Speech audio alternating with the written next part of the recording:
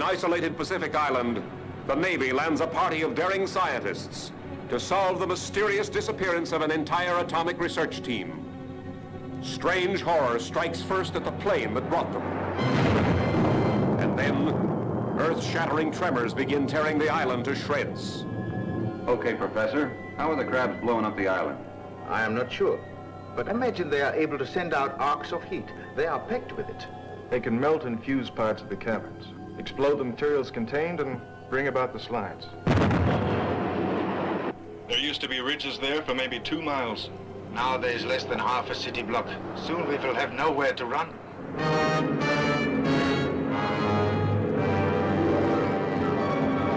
Fathoms deep among the terrors of the mighty Pacific, daring skin divers brave undersea perils that stagger the imagination.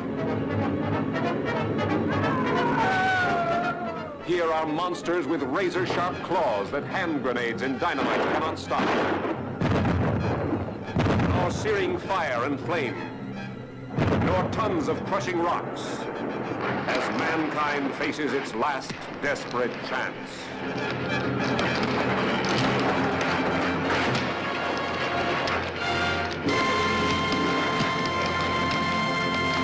Hello everybody, it's your old pal Zombo. It's time to go visit the Rat Girl.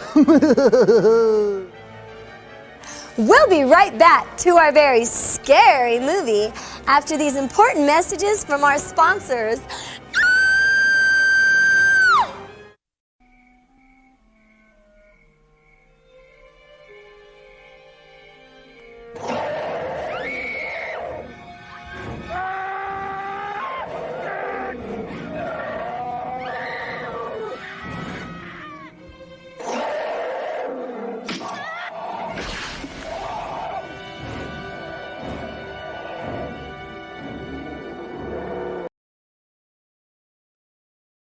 In a remote corner of the South Pacific, an exiled scientist created something impossible.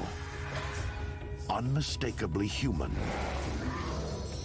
Undeniably animal. On the island of Dr. Moreau. I'd like to present my children. Father? Oh my God. Now, he's upset the balance of nature. Have you ever considered that for every minute we're studying them, that they are studying us? And with the key of science, What's going on? he's unlocked the gates of hell. Marlon Brando, Val Kilmer, David Thewlis, in the terrifying motion picture event of the year.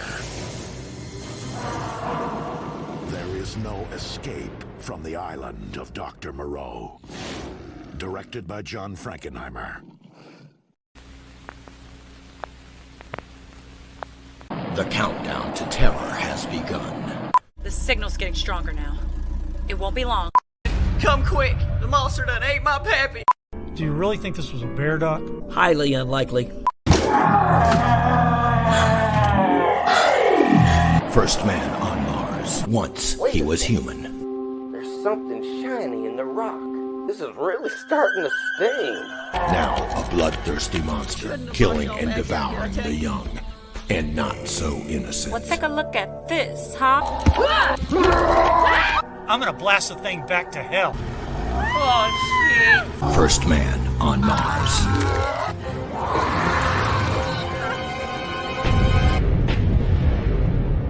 You mean there's aliens out here? Shit. I don't want to get ducted in anal. This film is not rated. Never mind the bollocks. Here's Horror Mike. Folks, good evening, and welcome to the fantastic Horror Mike show on this fine and fiendish Friday night.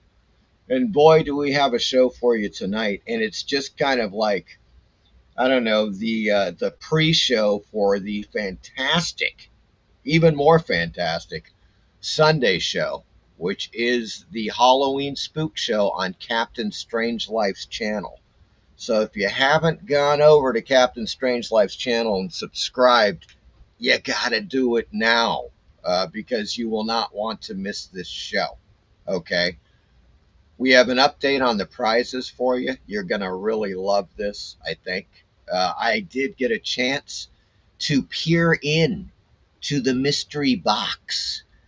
And what I found will no doubt shock you to the core of your soul. No, they're just really cool prizes, especially if you are a Universal Monsters fan. You are going to dig the hell out of this. I'm telling you. I wish I was eligible for a prize, for winning a prize. After seeing the stuff in this box, it's fantastic, folks. Once again, if you're a classic Universal Monsters fan, the stuff inside the mystery box, which is prize number 2, will blow your mind. It is great. So there's the hint for the mystery box. Let's call it the Universal Monsters Mystery Box. Okay, that's what it is. Furthermore, I have sweetened the prize package on my end. Now, you guys have already seen, of course, the Dave Stevens comics, the Mr. Monster comics I'm offering, as well as the Golden Age Men of Mystery on my side. Well, I've added something else that I think you're going to find quite tasty indeed. Let's take a look at it, shall we? Oh, yes. Oh, it is Black Cat Mystery, Volume 3 from PS Art Books, the Harvey Horror Series. This contains issues 40 through 44 of Black Cat Mystery. Yeah, you heard that right, folks. It is now part of the prize package. A freaking awesome volume from PS Art Books and Harvey Horrors. It's in great shape. There is I'm going to try to show you. You can probably see that very slight, you see how the corners, it's slightly dinged there on the corner. That's one thing. There's a little shelfware, like right along here. I've had it for, several years. It's actually been on my bookshelf here in the United States and in Peru. So this freaking book is international, folks. That's what I'm saying right now. It's gone across and back to the U.S. So check it out. Typically, as with all Harvey pre-code comics, the reproductions are fantastic, as you can see there. They reproduce all of the covers as well. Let me show you.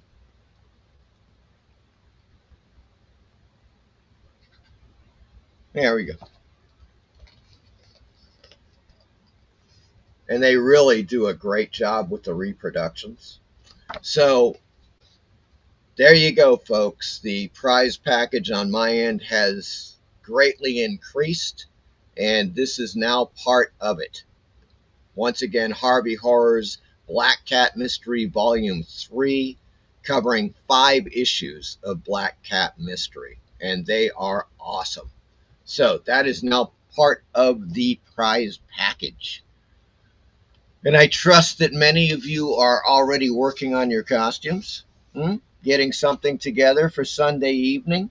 Oh, you're not going to want to miss this. Let me run it down for you again. And while I'm doing that, I'm going to just share the screen of the Spook show. Yeah, so there's my little art, horizontal art for the Spook show. And so costume contest, folks, here's how it works. Just a quick summary. Everybody in the world can enter the contest. It's open to both U.S. and international viewers. As far as international viewers go, if you win, you do need to pay the postage. That's the only caveat in the entire thing. But trust me, you're going to want to. These prizes are all worth the postage. There's no doubt about that. The first prize, of course, is from Captain Strangelife. That is the incredible Haunt of Fear EC comic book, the original. I mean, it is, in fantastic shape. Captain Strangelife restored it himself, and it is primo now, along with a couple of choice Hammer horror film collections, valued at easily $150, in my opinion. So you got that one, number one. Number two, the mystery box. Now that is a combination from both Captain Strangelife and Gotham City Comics, who was gracious enough to add to the box. So it is fantastic. As I said, I got a chance to peek into it a few days ago. And if you are a Universal Monsters fan, you're just going to dig the hell out of this box. It is absolutely fantastic, valued at well over $100. Adding the Black Cat mystery to mine, the value of the comics that I'm offering as the third prize, well over $60, at least $60. So there you go, folks. A total of prizes worth over $300, and just to give you an idea, last weekend, Famous Monsters was at the Mad Monster Convention. They had their costume contest. Their prize was $500. And that's Famous Monsters of Filmland, folks. This is just me and the captain. So consider that when you consider the scope of the prizes we are offering tonight. So there you go. That is the update on the upcoming October 22nd, this Sunday, 7 p.m. EST, Spook Show, which is on Captain Strangelife's channel. Now, the link is in the description. I am going to bring it up here. Once again,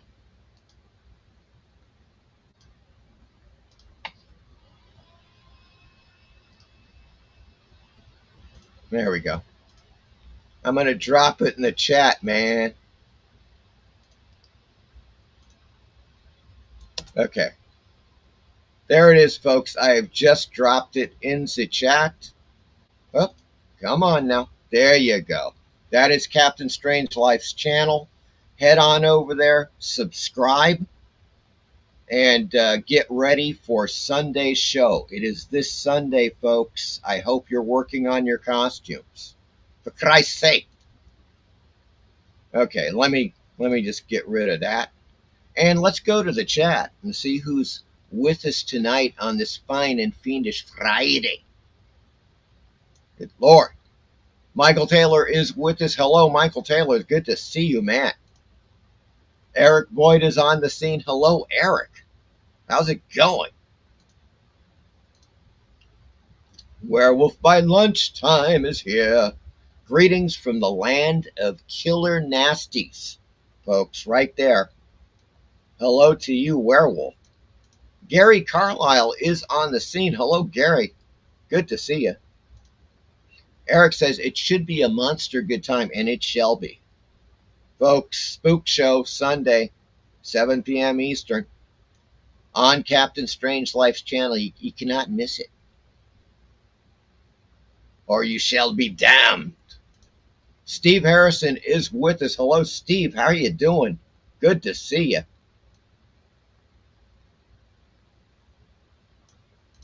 Joe is here. Hello, Joe.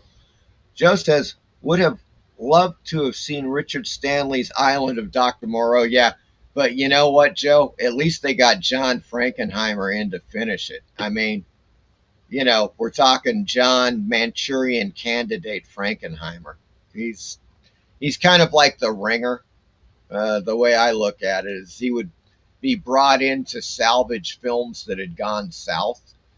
And that one definitely did. We are going to take a closer look at the Island of Dr. Moreau, directed by, really you could say directed by Richard Stanley and John Frankenheimer. Certainly the screenplay was written by Richard Stanley. So, and he's credited for that. PBR Street Gang is here. Hello, PBR Street Gang. Good to see you. Eric he's already way ahead of me. Thank you, Eric, for posting that. I appreciate it. There, once again, folks, is Captain Strangelife's YouTube channel.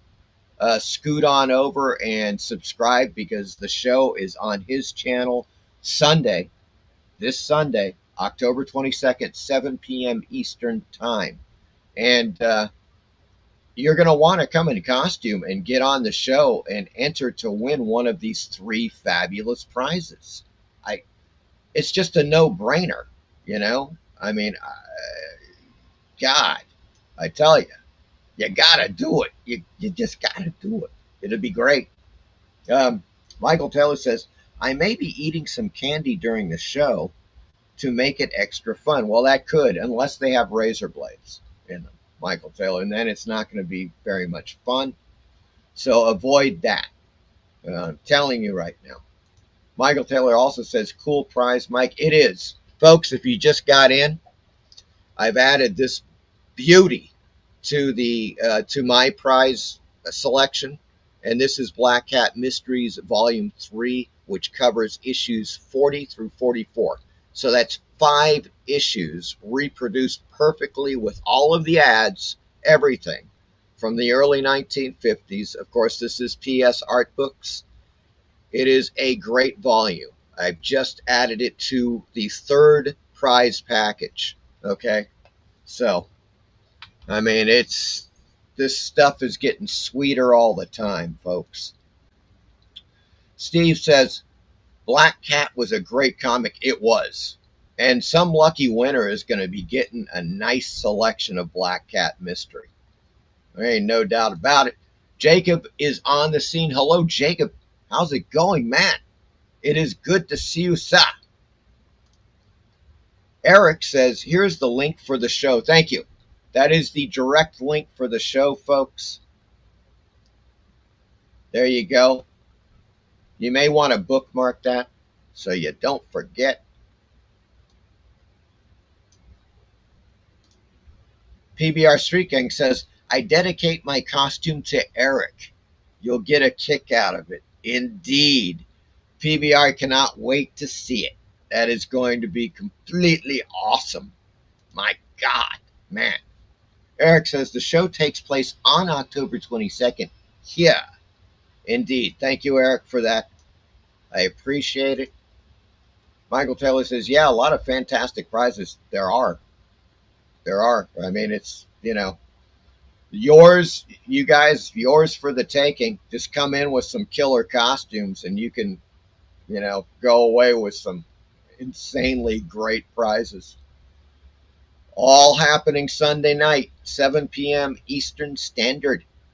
Eric says, you have me curious, PBR. Should I be afraid? Yes, be very afraid. Werewolf by Lunchtime says, because of the time difference, I will be getting ready for work when the show airs. I don't think they will be too pleased if I turn up to work dressed as a werewolf. I get, you know, I don't know. That's a tricky. I don't, you know, not quite sure what you do exactly, what your job is, werewolf. But I wonder if there's an angle where you could convince them that indeed it is you know, it's appropriate that you show up as a werewolf. PBR says, just watch Dave Ear Stood Still on Tubi. It's movies like this that still make me love Tubi. And indeed, yes, I concur. PBR says, you'll love it, Eric. Indeed. Or, yeah, there. Once again, there's the linky. Folks, there's the little linky for Captain Strangelife's channel. Go on over there. PBR. Gary says, great movie, indeed. Eric says, looking forward to it, PBR Street Gang. Hotel Orloff, Gratu is here. Hello, Gratu. Good to see you, man. And you guys will be seeing Gratu Sunday. He's going to be on the show as well, which is totally awesome. From the Hotel Orloff, which is just fantastic. What a great place. Okay. Let's see. Gary says, I watched it Wednesday. Okay. Gary says, hi, Hotel Orloff. Michael Taylor says, that mask that Meyer had on last year on your channel was terrific. The expression on the gorilla was great. Speaking of Meyer, what happened to him? It's like he dropped off the face of YouTube. I have no idea. Michael Taylor, perhaps it is a good question. Who knows? It's a mystery at this point. Steve Harrison, last Halloween I found some candy corn in with my razor blades. That's always disappointing. You know, you find that damn candy corn. It's just a really bad way to mess up some really good razor blades. PBR Street King says, we don't need a Streamlab app. I know you explained it, but I am old and technically challenged. Yes. Yeah, okay, PBR, simply put, here's how it's going to go. We're going to have the show. We'll be on the show. We're dropping the link to join the to get onto the show in the chat. So all you got to do is click on that link. It will take you into the show, and then we will bring you on for a couple of minutes so you can show off your costume, and that's it. And then you'll go back in the chat, you know. And an important thing too to mention here, guys, is that, okay, the show's going to start at 7. We figure we're going to give it 2 solid hours from 7 to 9 p.m. Eastern Standard for everybody to come in and show off their costumes and make the cutoff point about 9 p.m. So then we can judge in the 3rd hour. I think that's reasonable. I mean, we don't want to be going like 4 hours and people are still coming in, because we want all of the potential winners still to be, you know, in the chat. And I think they, you know, instead of waiting 4 or 5 hours to find out, we get the judging done in the 3rd hour of the show. So the first 2 hours, everybody comes in, shows off their costumes, and then in the 3rd hour, the judging takes place. Yes, that's how it is, folks. So yeah, PBR, you don't need anything. The link will simply be in the chat. You'll click on it, and it will take you into StreamYard. Okay? And we will bring you aboard into the show for a couple of minutes so you can show off your costume. Jacob says, Michael, I was thinking the same thing. Steve Harrison says, last Halloween I found candy corn. Okay. Last Halloween I found candy corn in my Schick razor blades. I hate when that happens. Eric says, stab that like button, please. Good Lord. Do it, folks. Stab it now. Stab it. Mangle that like button. Molest that like button. I don't know. Something like that. Michael Taylor says, Jacob, yeah, what's a Halloween show without candy, right? Well, there you go. Right there. Steve says, sorry for double post.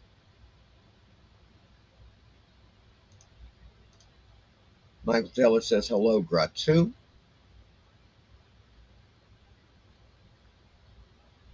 Okay, what? Okay. PBR says, I can't wait, Mike. This is going to be great. It is. It's going to be a hell of a show, folks. You won't want to miss it. Once again, this Sunday, October 22nd, 7 p.m. Eastern Standard Time on Captain Strangelife's channel. Oh, yes. Jacob says, Eric, good God, man. Michael Taylor says, my mother was telling me that back in the 1970s to check the Halloween candy before I eat it. Yeah. Well, yeah, and same thing. My mom said the same thing. You know, there was all the way back then in the 70s, probably starting in the 60s, I would imagine, with the razor blade thing. Hey, Shadowhawk Talks is here. Hello, Shadowhawk. How you doing? Good Lord.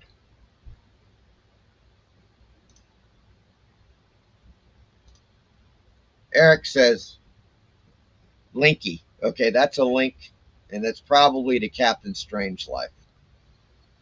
So there you go, folks. And once again, I'm going to put it in here. This is a direct link to Captain Strangelife's channel. Head on over there and subscribe, because that's where the Spook Show is taking place this Sunday, October 22nd, 7 p.m. Eastern. Okay, and you won't want to miss it. Fabulous prizes. Come in costume. Get on the show. Show off your costume. You might win one of 3 great prizes. I tell you, these are some prizes that I swear to God, I wish I was eligible. You know, I wish I could clone myself and then come in anonymously or something. Yeah, it's one of those things. All right, folks. So there you have it. That is the update on the Spook Show. I hope to see you all there. I think it's going to be a fantastic show. In other news, things have been happening. I swear to God, it's just been one of those things, another week where a lot of activity, things going on. Now, I mentioned this brand new Lovecraft book, folks. Well, I should say Lovecraftian. It is, folks, it is the best of Lovecraftiana. Just came out. There we go. And yours truly is in it. Now, let me read the back for you.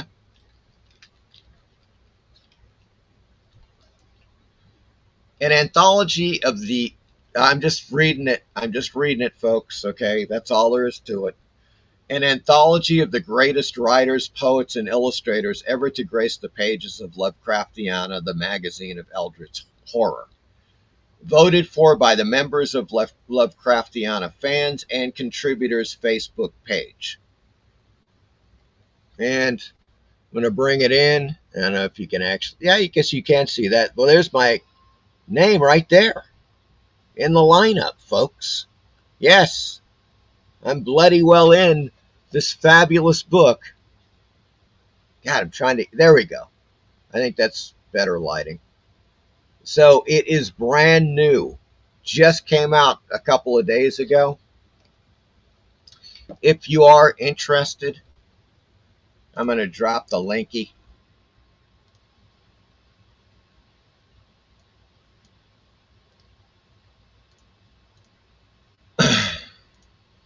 Shit. Where are we? Oh, there we go. There we go. All right, so it's in. There's the link to this book, The Best of Lovecraftiana. Great cover by Tokeen, by the way. Just love it. Really did a fantastic job with the cover. And so basically what it is, folks, is that there's only a few illustrations, and one of my illustrations from a previous issue was chosen to be in this book. Now, the issue that I'm referring to was one of my, I mean, look, I've got to say it was one of my favorite Lovecraftiana issues because, well, it was all of the illustrations were mine. I should have grabbed that before. Let me see if I can grab it off the shelf. There we go. I know I've showed this to you guys before. This was the original 2021 Halloween issue. And as you can see on the cover, it says, plus Cthulhuvian art by Mike T. Lydon, including the cover, as you can see here.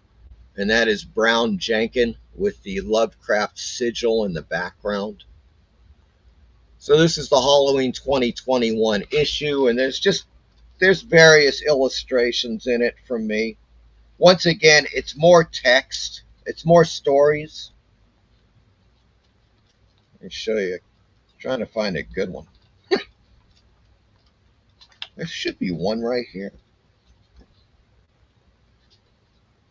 I don't know if you can really see that, though.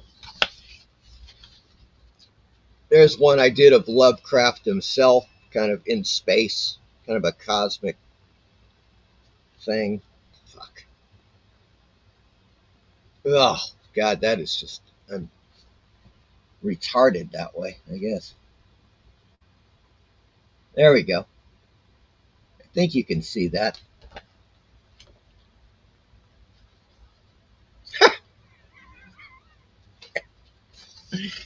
There we go. There's one for Pickman's model right there. A little illustration. So there's just various things that I did. There was one that was really quite cool. It may be in another issue, folks. Oh, there's the black and white. Fuck. God, why am I having such difficulty with this freaking getting an angle on this camera? There we go. That's not too bad. So in any case, you can still get this, and it's got more of my illustrations in it. I don't know, but I was just, I was kind of surprised and very pleased to find that I had been placed in the best of Lovecraftiana. I mean, this magazine has been out for years and years. I think they're going on their 7th year, if I'm not mistaken. So it's had quite a long run. And if you're interested, I just dropped the link. That is the best of Lovecraftiana. And you can find the Halloween issue on Amazon as well. So there you go. That was fun. And another interesting thing that happened that I just discovered, that now that I'm tooting my own horn, folks, and boy, am I going to toot it, okay? That's all there is to it. Oh, get out now. Jeez Louise, there we go. Holy shit. Holy Shakespeare shitstorm, okay? That's what I'm talking about right now. Okay. What? Oh, is that it? Yeah, there it is. Bloody hell. Check it out. This is the Lovecraft Wikipedia.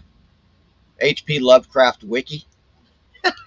I just discovered this. Folks, I'm officially in the HP Lovecraft Wiki. And it's due to that particular issue, the Halloween issue of Lovecraftiana. As it says, Volume 6, Issue 3, is an issue of the Rogue Planet Press periodical Lovecraftiana, the magazine of Eldritch Horror, edited by Gavin Chappell, published in October of 2021, and featured cover and interior art by Mike T. Lydon. Both print and digital editions were released. And there you go. They've got the cover there. Credits. 134 pages. Contents. All of these stories by the various writers. It's quite good, too. Really, really solid stories. Cosmic horror. So if you dig Lovecraftian stories, cosmic horror fiction, you would dig this a lot. Yeah, so there you go, folks. I'm in the Lovecraft Wikipedia. Good God, that was kind of a big thing. Okay, boy, they're really, they got these freaking ads on there. Oh well, in any case, that is that. I'm going to go back to the Spook show. So that was totally cool. To find that out, I didn't realize that it actually happened.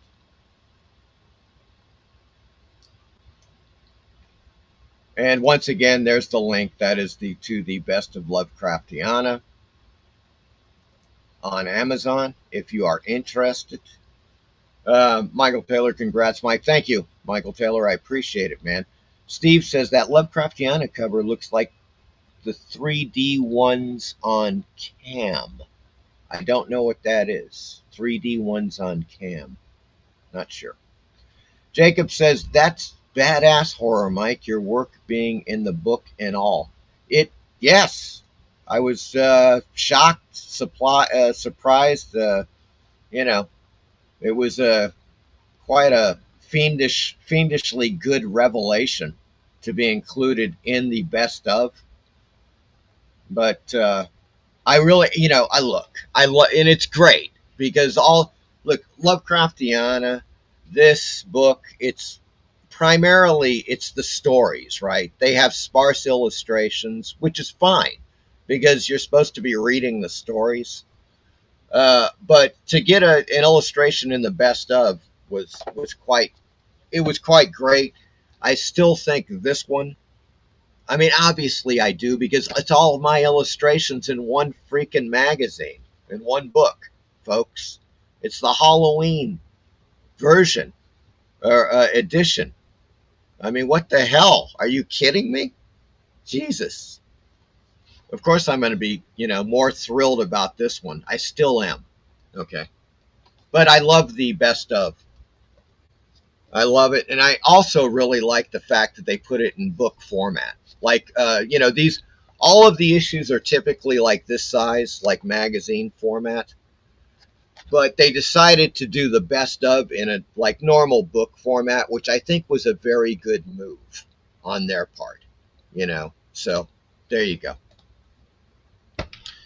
All right, guys, let's take a look and see what we got. Yeah. Steve says, great art, Mike. Thank you, Steve. I appreciate that, man.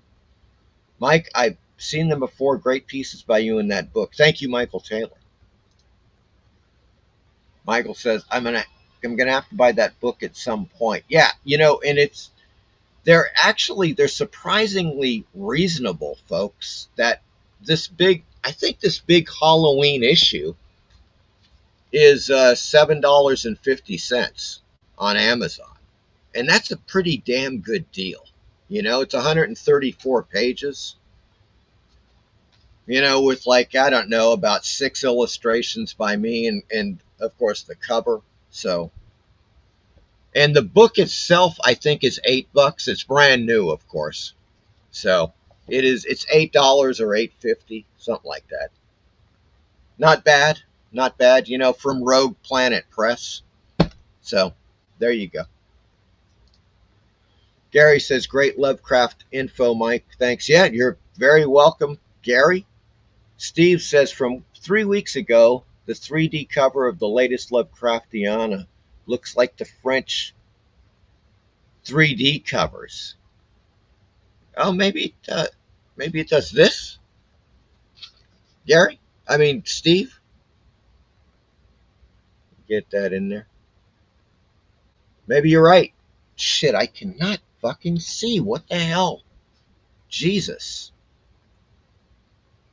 I'm going to have to do some adjusting.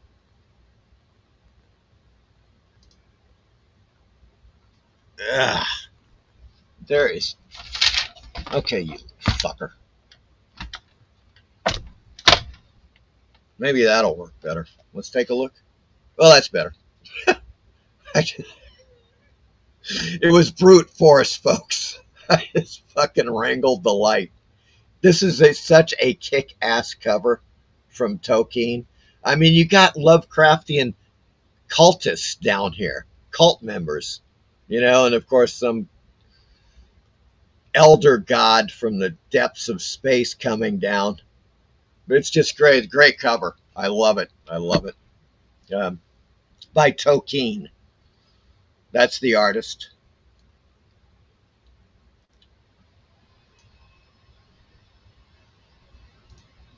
It looks 3D on VCam. Okay. Yeah, $7 is good. Yeah, it's very good. $7.50, something like that. Very reasonable, guys. So, in any case, that's enough tooting of my own horn. Okay, let's get back to business here because we got some business to cover. I'm telling you right now. Let's get back to that Spook show before we move on. And we are definitely going to be moving on here to some really cool stuff. Now, folks, there is, I discovered this, one of you guys was talking about this, and this is a while back. Shit, I forget who sent me the link, but it's kind of like an homage to Universal monster movies, and it was done by Greg Nicotero. Now, he is a renowned special effects makeup artist, and so he did this kind of homage to Universal monsters, wherein in this universe, in the movie, in this short film, it's just a short film, it's only like 8 minutes, the Universal monsters are real. They're real monsters, and they wrangle them and put them into horror films. Okay? So that's kind of the premise of the thing, and it's done like a period piece. And it's really quite, I mean, like, obviously, the creatures are great. The effects are really cool. I think it's a really, quirky homage type of thing to the Universal monsters back in the day. Oh, Steve Harrison. There he is. Thank you, Steve. I thought it was you, but I wasn't quite sure. The link to the Universal, right, to whatever. I think it's called, what the fuck is it called? Well, we're going to watch it in any case, guys, okay? Because I think you're going to dig the hell out of this. And thanks to Steve for sending that link originally, turning me on to this short film. It's just really quite cool. PBR says, favorite Lovecraft story? Mine is The Mound and Imprisoned with the Pharaohs, written with Houdini. Yeah, and The Mound he also co-wrote. That was, I forget who the hell the woman was. She originally wrote it. Lovecraft revised it. It's a great story.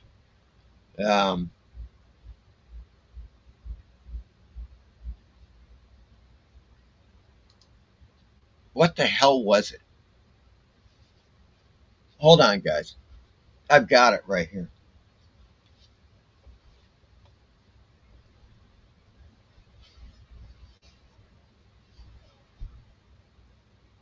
The hell? Oh, there it is.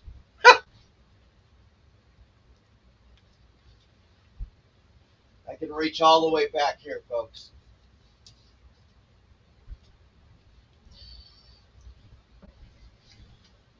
It's the horror. God damn. That is just totally cool. All right, let's pull this off. And let's remove this. All right. So this is from Arkham House. This is H.P. Lovecraft, The Horror in the Museum. And this book is full of all of the stories that Lovecraft co-wrote with other authors. All right. And The Mound, page 96. Yeah. The Mound was written by Zalia Bishop. And Lovecraft just basically rewrote it, right? That's how it kind of went with these writers. They would send in their stuff to Lovecraft, and he would just completely revise the works, and then they would get published. So he really helped out a lot of writers that otherwise would not have been published, for example, in Weird Tales magazine. So this book I highly recommend, folks, because it has some absolutely fantastic collaborations, including The Mound, Medusa's Coil, The Curse of Yig. Oh, it's a great one. The Winged Death, and that was a collaboration with Hazel Held. The Horror in the Museum. I mean, I'd love to make a film version of that one. That would be totally great. Also, The Horror at Martin's Beach was very early Lovecraft. That was 1922. That was prior to, the existence of Weird Tales, as a matter of fact. which would not come in, to being until 1923. Yeah, it's just a great collection, folks. This is from Arkham House. I think it was, I don't know, I think I got it. It was on sale. It was $20. I want to say it was around $20. Well worth it. It's pretty hefty. It's 450 pages. Some fantastic stories. Highly recommended. If you are an H.P. Lovecraft fan, pick up The Horror in the Museum, because some of these collaborations with other writers and Lovecraft are fantastic. I really, really dig the hell out of it. So that's Zalia Bishop, PBR. And of course, yeah, he collaborated.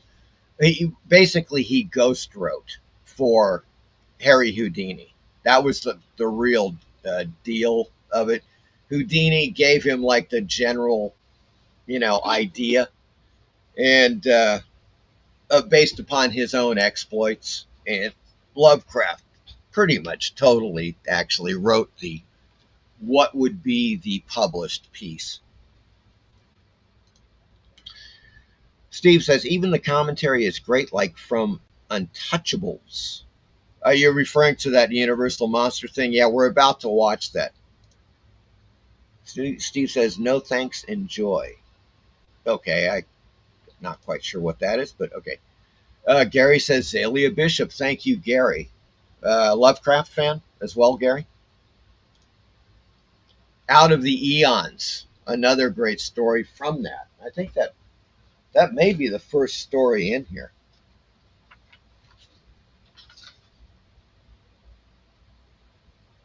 No, it's not. The Crawling Chaos is great. Where is Out of the Eons? Oh, yeah, no, it's in here. It's page 264. Now, who did he co-write that?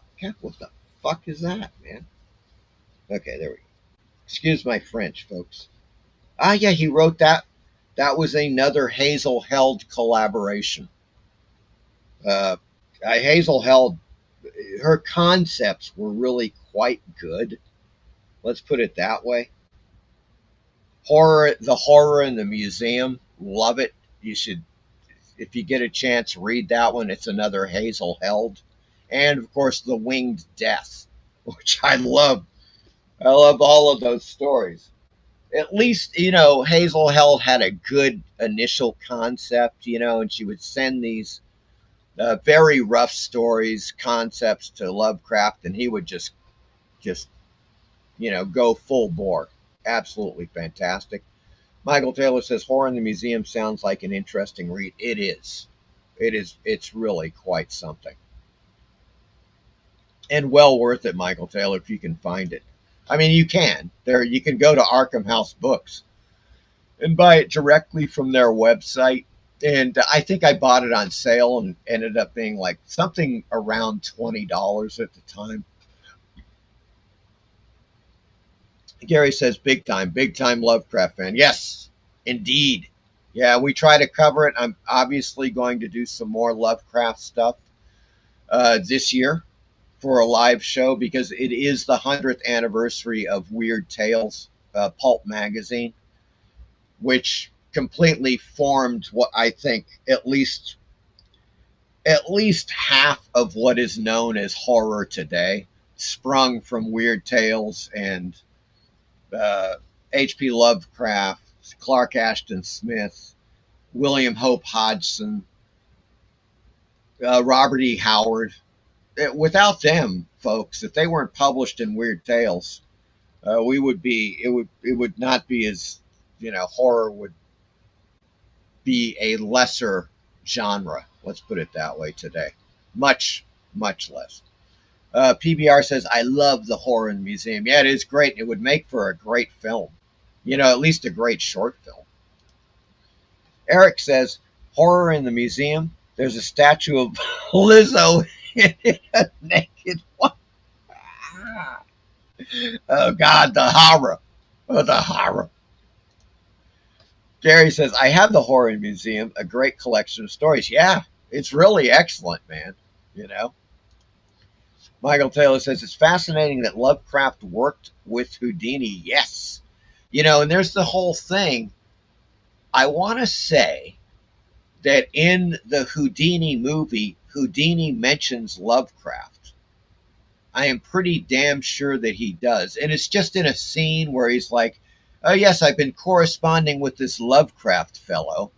And, you know, we're going to be doing some stories for Weird Tales. Something like that. It's not a major deal, but I'm pretty sure it's in that Houdini movie. So that's really quite cool. And I know in the Robert E. Howard film, Robert E. Howard talks about his collaborations with Lovecraft. With his email, oh my God. His mail correspondence, his letter correspondence with Lovecraft, which was rather voluminous. Gary says, I became a Lovecraft fan in 1972. Yeah, 70s for me as well, Gary.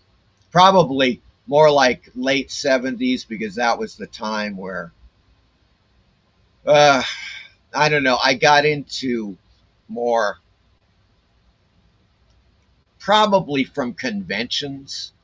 I found out more about Lovecraft at that time. You know, people were selling his books, and there were fanzines, Lovecraft fanzines and stuff. So this is the artist John Rossum. And if you saw the last video that I put out, it's me and Captain Strangelife showing some magazines and comic books. And he shows some Mad Scientist magazines that feature the art of John Rossum on the cover. And here's some more. This is particularly, you know, as far as I'm concerned, it's incredible because the art, the way the art is done. Let's see. I'm gonna have to pull this. Oh crap, that's garbage. Hold on. There we go. That's better.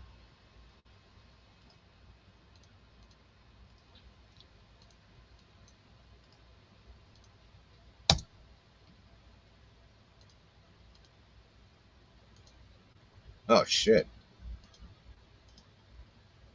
Okay, that's pretty good. So in any case, this is an issue of G-Fan, you know, Godzilla Fan magazine. And this is a John Rossum cover of Godzilla, as you can see. The incredible thing, I'm going to start zooming in, is that this is collage art. This dude cuts out paper. That's shit. I didn't want to go that. Maybe that's good. I think you can tell there. Right. You can see his arm. You can see that it's all cutouts. This dude makes, it's cutout art. All the buildings are just cutouts. He starts with one, like a blue surface, and then he starts adding all of these pieces to create a creature. And he calls it collage art. So there's the cover of a magazine, G-Fan, featuring his art. Here we go. This is just beautiful.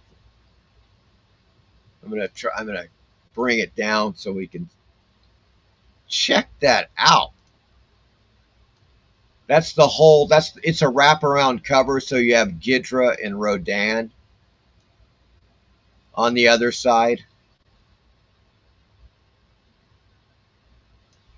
It's just freaking astounding. So with these cutouts, it allows him, you know, obviously he can get a three-dimensional effect. As you can see, the wings are literally coming off of the blue board, you know, creating shadow themselves with lighting.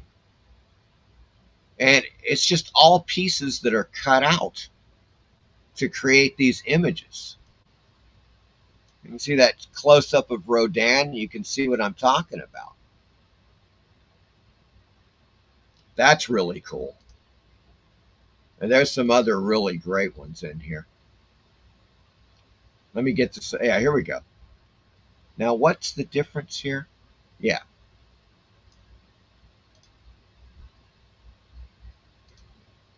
There we go. Now that is Frankenstein's monster, of course, and it's all cut. It's all collage art to create the image. But check this out. So he also gives you, just to make it crystal clear, that's what it looks like. If you got down to the, kind of surface level, you can see all of the little pieces that he puts together to create.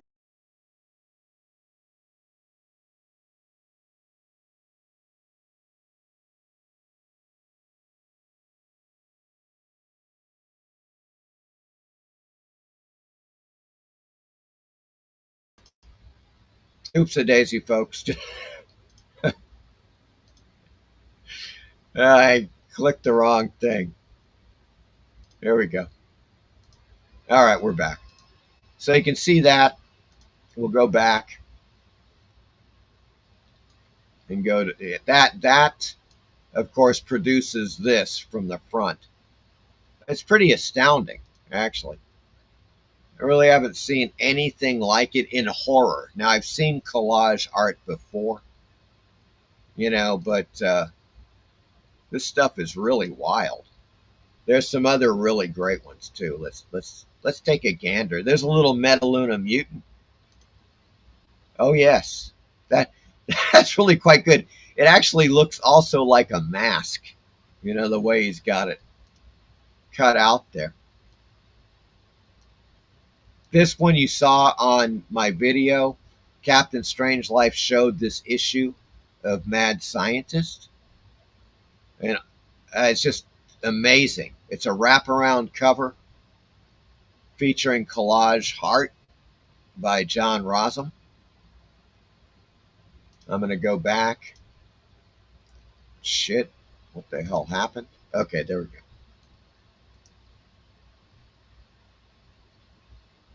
There's the Predator, of course.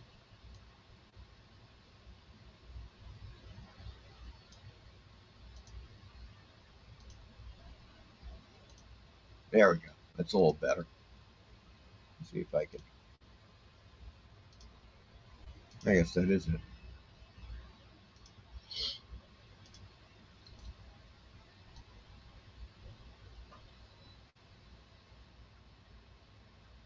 Yeah, there's a couple of other ones in here I thought were pretty astounding. That's a collage of the Coen brothers, believe it or not. Pretty great.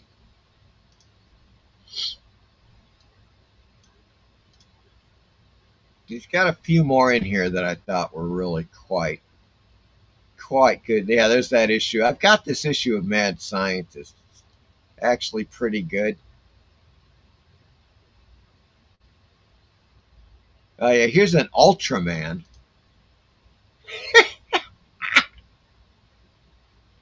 That is so great. You got all the Ultraman's foes in there. It's hilarious. Let's see here. He's got a couple. Yeah, he did this. I wrote for this magazine for a while. Monster. I wrote articles and shit. No, it's not going to let me do that. Huh? Nah, that's not too good anyways.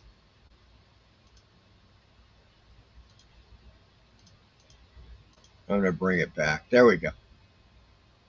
But he ended up doing a cover for it. It's another monster fanzine,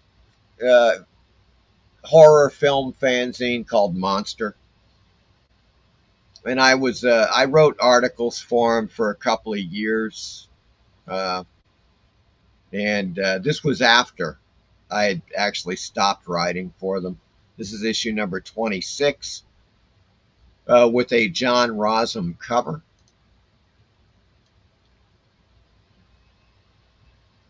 Now there's Pinhead.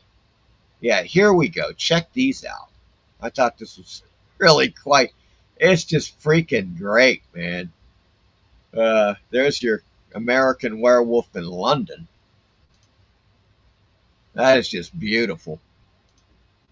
And he also does Jack, of course, from American Werewolf. So here, check this out. This is a really cool thing. So this is the finished piece of the character Jack from American Werewolf in London. Here's how the process starts. That's what he starts off with. Then he moves on to the jacket and so forth, the blood and all that stuff. And there you go. He applies the paper here. And he just works along, and he's, you know, making the cutouts and adding the pieces until he gets to the final product, which is that. Pretty amazing shit, man. Really, it's just unique. You know, I haven't seen anybody else that does this. So I wanted to show you guys. Now, let me just drop the link into the chat. This is, you can go directly to his page. That's johnrosum.blogspot.com to check out this stuff. It's really quite groovy. Yeah, this one great, from Tales from the Crypt. Of course, Peter Cushing, his character. Really groovy. Let me get to the chat here.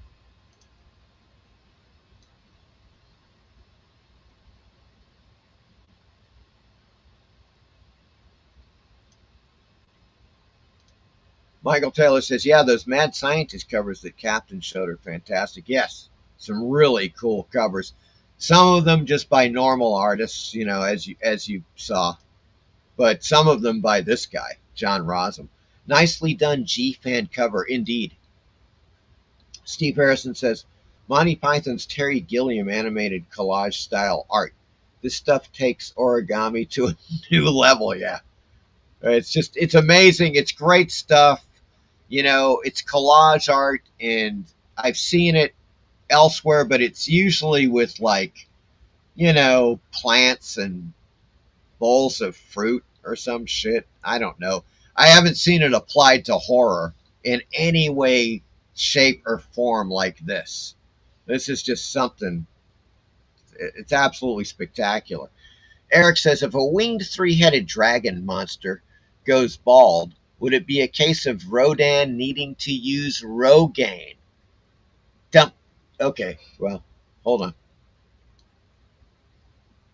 Just think about that for a second, folks.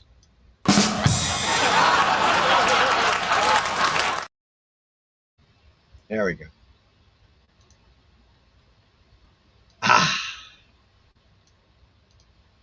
Steve Harrison says, if I ever get kidnapped, I want him to do my ransom note. Eric says, Metaluna mutant, you say, and there's that Metaluna mutant in Eric's avatar right there. Captain Strangelife is with us. Hello, Captain. How are you doing? Good to see you, man.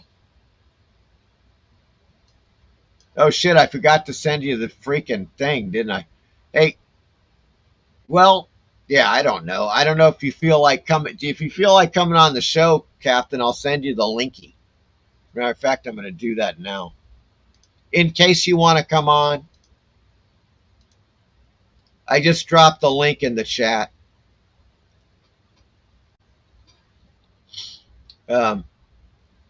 Everybody's saying their highs to the good captain. Michael Taylor says, very cool collage art. I like to do collage art. I think it's great. It can be really effective, you know, and this guy takes it, you know, to another level. There's no doubt about it. PBR Street King says, a while back you showed some Lovecraftish movie clips. Do you remember which week it was? Can't seem to locate it. and there were some movies I wanted to watch. Yes, I remember that, and I will direct you to it now, my good fiend. Of course. Hold on now. I know exactly which one you're talking about. Here it is. I'm dropping it in the chat, PBR. I am sure it was this one, because it was the Lovecraftian Horrors Weird Tales 100th anniversary show 3 weeks ago. I hear somebody's in the studio. It's Captain. Hello, Captain. How you doing? Hey, how are you, man? Can you hear me all right? Can you hear me okay? Let's take a look. I'm gonna remove this for a second, guys. Hey, how's it going, man? Okay, can you hear me? Okay, I'm not hearing you. All right. 1 minute. Are you? Wait a minute. Okay.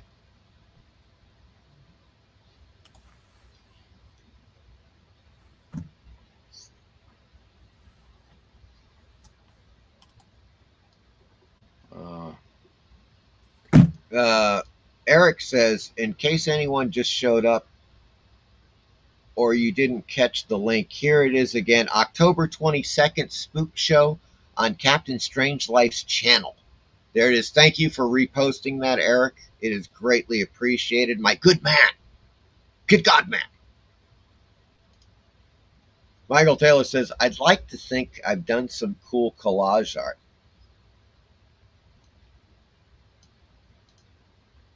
And there it is once again, folks. If you want to check out John Rossum's website, it's his blog spot. You know, go over there by all means and check out some more of his cool monster collage art. I think that dude's, and it's good stuff, and it's different. You know, it's just an unusual, kind of a very unusual art form for the horror genres or science fiction. You just don't see it, you know. Eric says, lol, I will see myself out of a flying plane. Now, Captain Strangelife was just in here. I think he had an audio issue. I think he's coming back in. We will see. PBR says, we love Cap. Yes. Good Lord, man. There it is, PBR, once again. That's the thingy right there. Michael Taylor, hey, Captain. I hear you. You could hear him. Shit, I couldn't hear him, man. Why not? He wasn't muted. That was weird.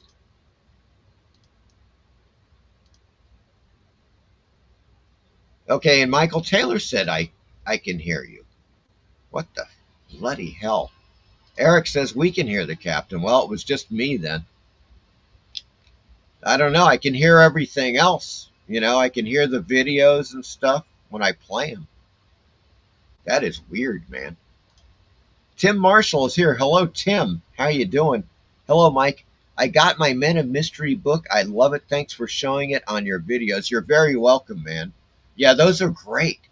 You know, the Men of Mystery magazines are really quite good. I think Bill Black did a great service to the golden age era of comic books by publishing all of those fantastic issues of Golden Age Men of Mystery. It's just really excellent stuff. PBR dropped in a freaking super chat. Thank you, PBR Street Gang. My good man. I appreciate it, man. That is fantastic. Excellent. Excellent, man. I think that's the fourth one I've gotten. I mean, in total. I'm moving up. I'm moving up. Good Lord.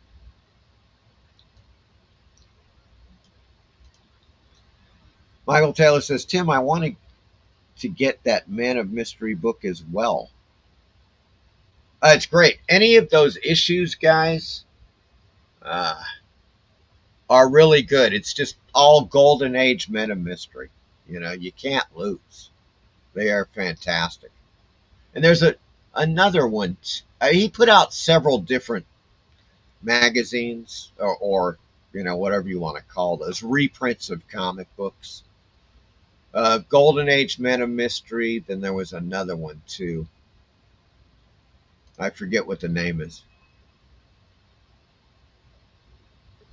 There he is. Hello, Cap. Now I can hear you. Can you hear me now?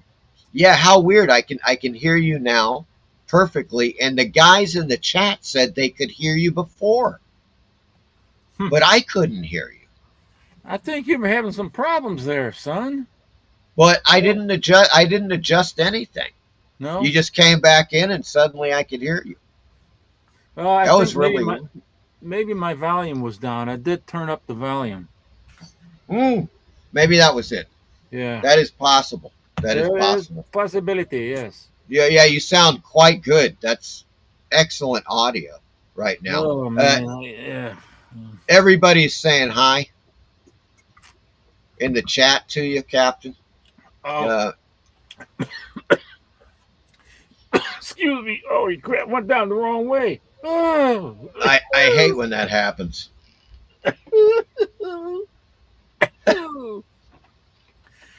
Okay, I'm all right. Woe is me. Good. That's going to be my new name. Woe is me. Captain Woe is me. How's everybody doing there in the chat? Glad everybody's doing all right if they are.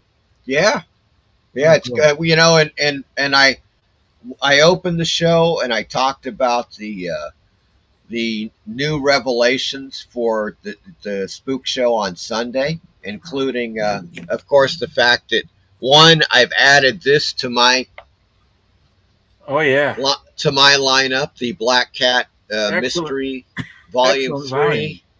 Yeah, it is fantastic from PS Art Books. So that is added to what I am giving away, folks. And I had, you know, of course, a chance to peer into that mystery box. Oh, yes. And now let's just say that it is the Universal Monsters mystery box. That's what it is. Yeah. And it is freaking outstanding. You guys are going to dig the hell out of it. 3 great prizes. Oh, yeah. Sunday is calling your name, folks. If you're in the chat, you know, we cannot wait to see what you got. And, of course, I also explained that the contest, the costume contest is open to everybody, but international winners must pay postage. And I also, you know, made it as we were talking about with the judging, that everybody should come in the first 2 hours of the show, and then the third hour. Oh, is it going to be 3 hours? Well, for the first 2 hours, that's the limit where people can, and then the third hour we will judge it. So then everybody is still in the chat. You know what I'm saying? We don't lose anybody. In other words, if it's going to go into 3 hours, I better bring my bed down here so I can take a nap. Well, it could go 5. I'm telling you. I don't know. I don't know, Captain. I recall last year's, and it was like 5.5 hours. Wow. It was a freaking marathon. Well, you know, you never know. Yeah, exactly. You never know. You never know how these things are going to go, but at least I think it's a reasonable thing that everybody that wants to join in on the costume contest, they come in within the first 2 hours of the show. So then it doesn't linger on, and we don't have like people coming in like, you know, in the third or later fourth on in hour. The show. Yeah, right. It wouldn't work. So everybody seems to be in agreement with that. I think that's quite good. Yeah, that sounds pretty reasonable. Yeah. Yes. Oh yeah, that's what Steve said. He only had his PC mic on like last week, he turned on his external mic and fixed it. I recall there was something like that. I don't know. But it works. Everything's fine. PBR says... was he talking about me? I think so, yeah. I don't use a PC mic. I got, Yeah, you've got your external mic. Right. Yeah, exactly. But PBR Street Gang says, we hear you, Captain. That's Indeed. cool. Well, I hope we don't have any glitches on Sunday. I don't think so. I'm I glad think, to get out of the way now. Yeah, that is one thing, though, Captain. I want to. I think this might be a good idea that we do a bit of a run through sometime tomorrow or early Sunday, because I got a couple of things. Let's say some. How should I put this? Some visual developments. Let's put it that way. Okay. I think that maybe we should just kind of run through a couple of things, just to, You want to do that on a private video or just public? Yeah, exactly. No, on a private video. Oh, okay, yeah, just like we did before. Yeah, that's fine. That's what I thought we were going to do that anyway. Oh, okay. Yeah, great. Eric says you can find some back issues of Golden Age Men of Mystery at accomics.com. Of course. And I don't even know if I've gone to that website, Eric, but I'm going to have to go over there and see what they have direct from AC Comics. That's Bill Black, Captain Strangelife. Who's that? The guy that does Golden Age Men of Mystery, that magazine, Bill Black. And it's AC Comics, the guy that does all of those, also kind of, how should I put this? The sexy women superheroes and shit. You've seen those, I know it. I probably have. There's so much stuff out there, I can't remember everything anymore. I know. There's a ton of stuff. In any case, he's based in Florida. Okay, well, is that in there your you go. area, in your neck of the woods? Yeah, I think just about 2 hours south of where I am. Steve says, love the old witch mask over your right shoulder, Captain. Great piece. Yeah. As a matter of fact, Steve, we were just talking about that. That's the whole witch. That's not just the mask, it's the whole witch. Yeah, it's the whole witch. Look at he's got the whole witch petrified. It's some kind of a spell for binding witches back there. I got pumpkins in the way. Absolutely fantastic. Let's see. Michael Taylor says, one time the soda went through my nose. Oh, he was talking. Eric says, you haven't lived until you've laughed and had soda or milk stream through your nostrils. Michael Taylor, yes, indeed. It has to happen. Some days you just can't get rid of a pumpkin. Before or after the joke session.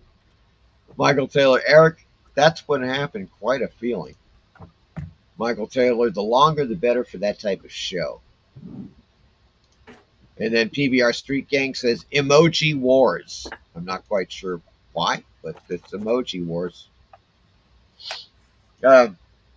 So yeah, that's where we're at, folks, and that also brings us to that magical time. Oh yes, you know what I'm talking about. I'm pretty sure. I don't. Okay.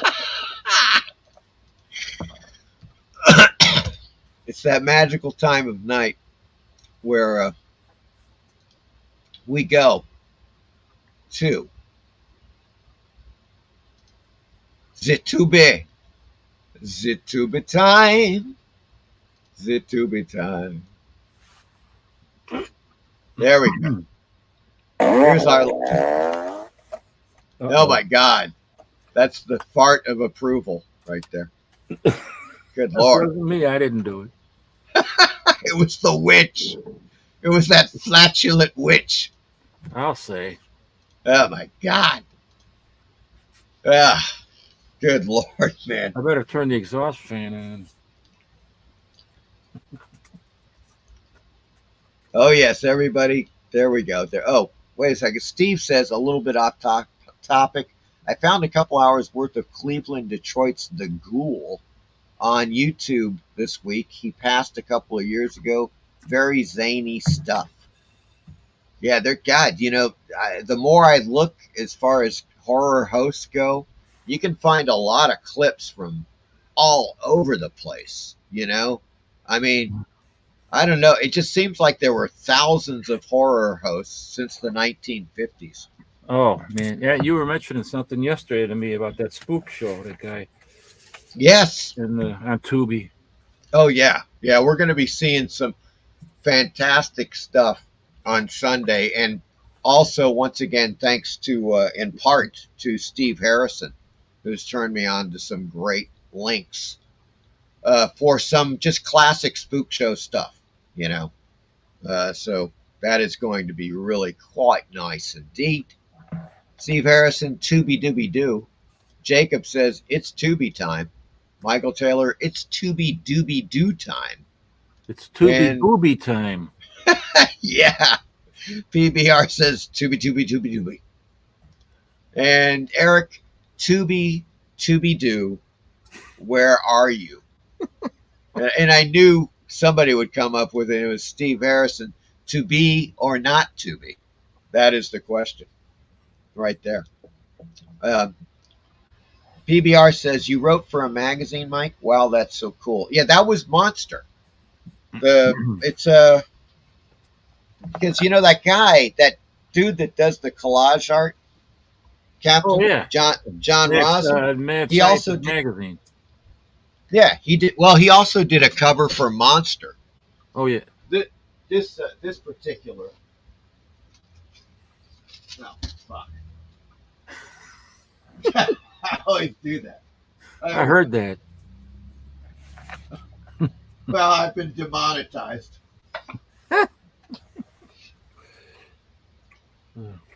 Okay. Well, while he's doing that. What the hell is this? I'm going to have myself a nice cup of tea. Oh, here we go. Yeah. So here's a couple of issues, guys. I'm going to take this out of... Let's remove this for a second so I can show you what I'm talking about. This is Monster.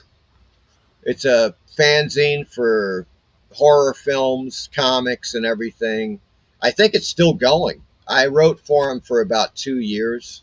I did articles. Oh, you did? Yes. And more like a paperback. Yeah, it's just like small format kind of thing. Really profusely illustrated. I mean, it is like really, really well done. The guy that runs it is Tim Paxton. How often did that come out? There was I think it was at least a quarterly. Okay. And it may have been bi-monthly, like when I say bi-monthly, once every 2 months, I guess. Right. But Stephen Bissett, you know Stephen Bissett, the guy that, well, he created Swamp Thing, the artist.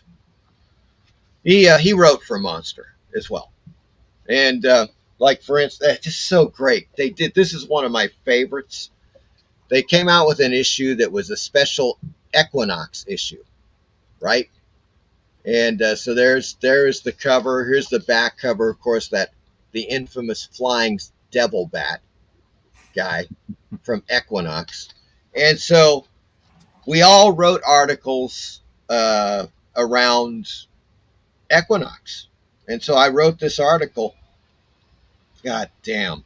I've still got this poster. Yeah, I've got the Super 8. Look, check out the Super 8. That is the Super 8 box right there.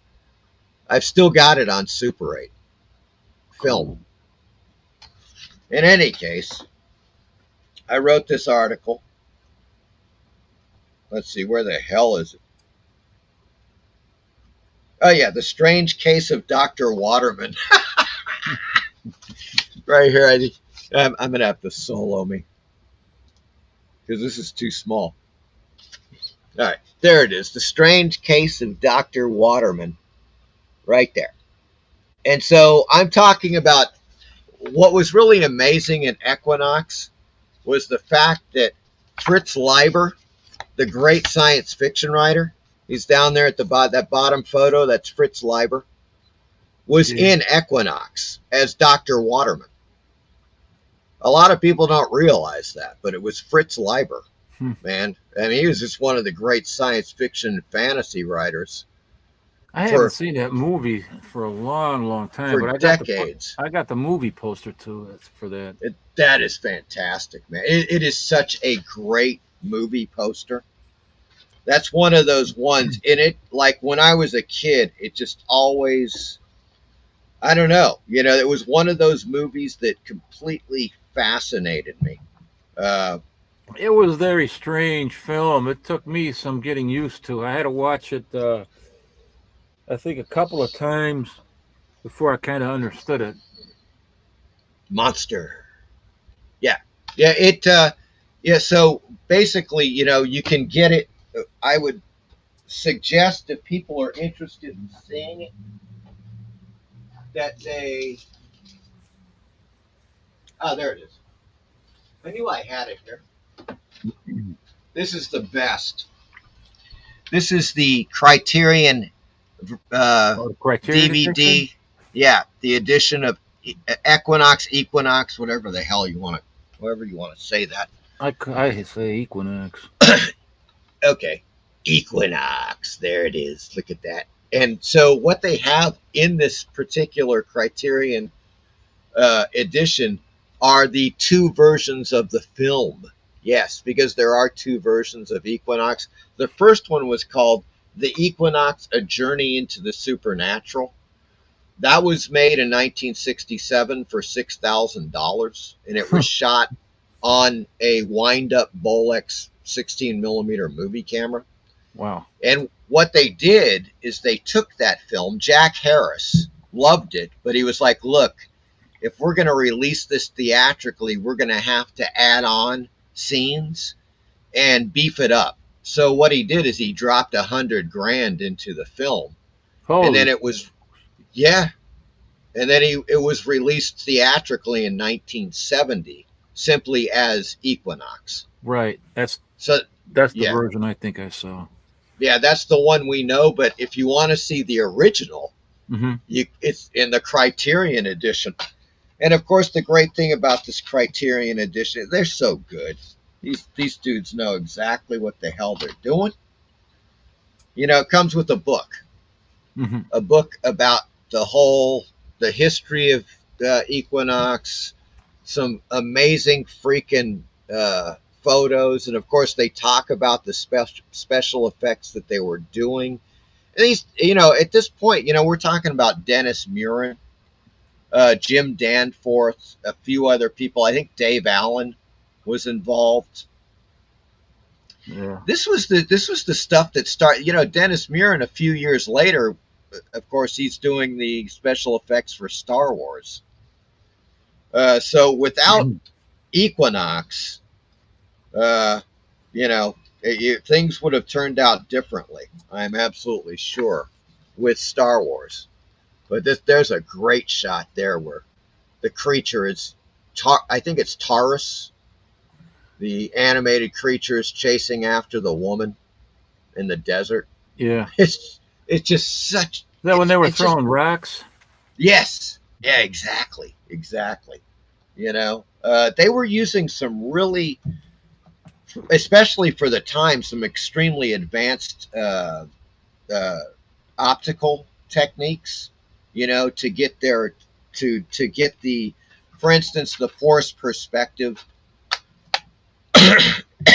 and animation like the, you know, the multi-layered animation effect with the live action and the animation using front screen projection. And I mean, they had no money. It was like Dennis Murin was talking. It was like, yeah, well, you know, my parents let me build this, you know, part of a cave scene in my backyard.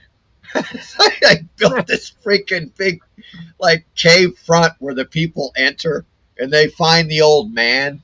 Remember that? Where he's like this crazy old dude and he's talking about the book and everything, you know. And yeah, basically it's about these kids that find a book that's like the Necronomicon, and it opens up a gateway to, you know, dimension. That's what it is.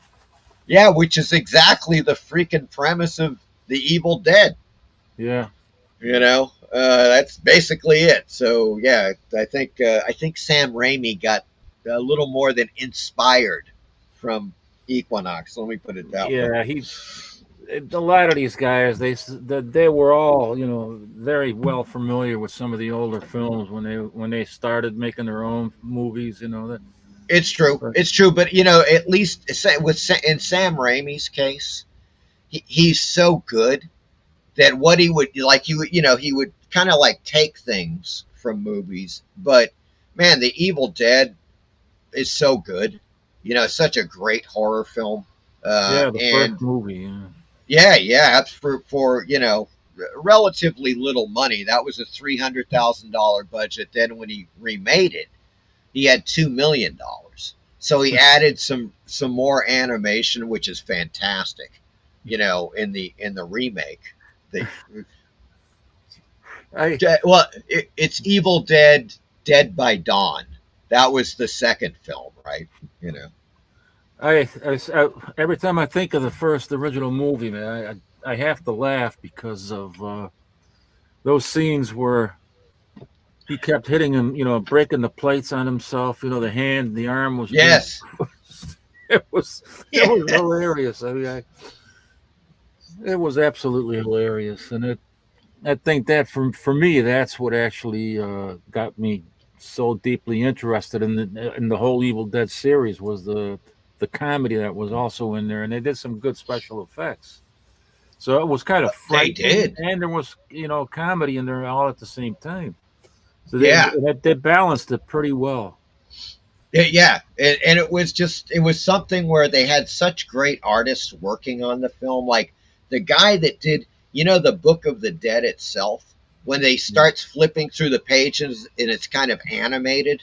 Yeah. As you see, you're seeing that guy. I met that guy that did the art, that drew all those pages. Jesus, I was always like, just that little part took so much time to draw the intricate, you know, like old style pages in the book. Yeah.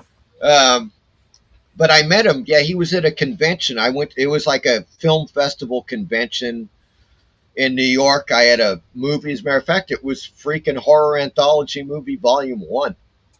This was back in 2012, 2013. And he was there, and I started talking to him about it.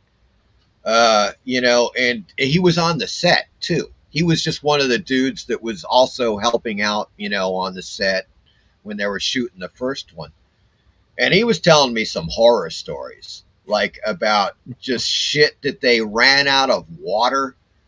People, you know, like, for instance, literally it got to the point where, you know, people are, you know, the zombies or the undead or the Evil Dead. Right. Let me put it that way. They have the you know, eyes, like they look, you know, whatever. They use contact lenses, you know, to make their eyes look demonic. Right. Whatever. Yes. And they ran out of water and stuff, and it got so hot that like one of the actors was complaining that he couldn't get the freaking contact off his eye. It had dried, and it was painful to remove it.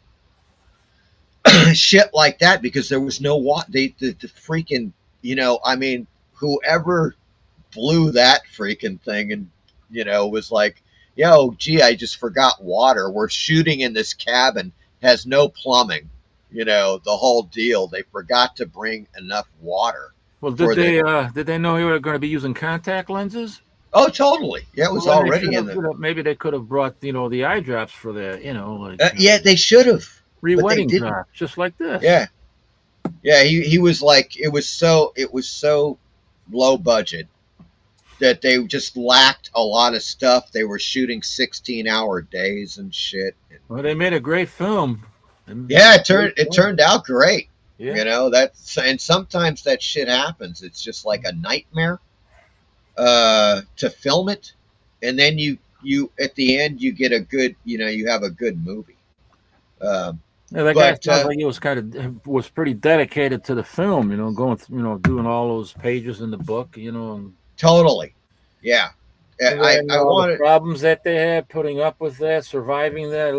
It's, to me, that shows that he has a certain level of dedication to the film, and to all art, of them, Yeah, all of them were totally in it. I mean, they were in it. They were in it to win it, and it, it shows with that film. And I think it's the same with Equinox. When you look at it, it's like these dudes were just just imagine this. It's 1967. They shot that film, the first version, which was 70 minutes roughly. That's still a feature-length film. It's just a shorter feature. Right. For $6,000. With all of those animation effects, the stop motion, all of the special effects. He built the freaking cave in his backyard. All that shit, and they were shooting on a wind-up Bolex camera. I mean, I've used those before, man. They're like, you wind them up, and you get like 20 seconds of... Yeah.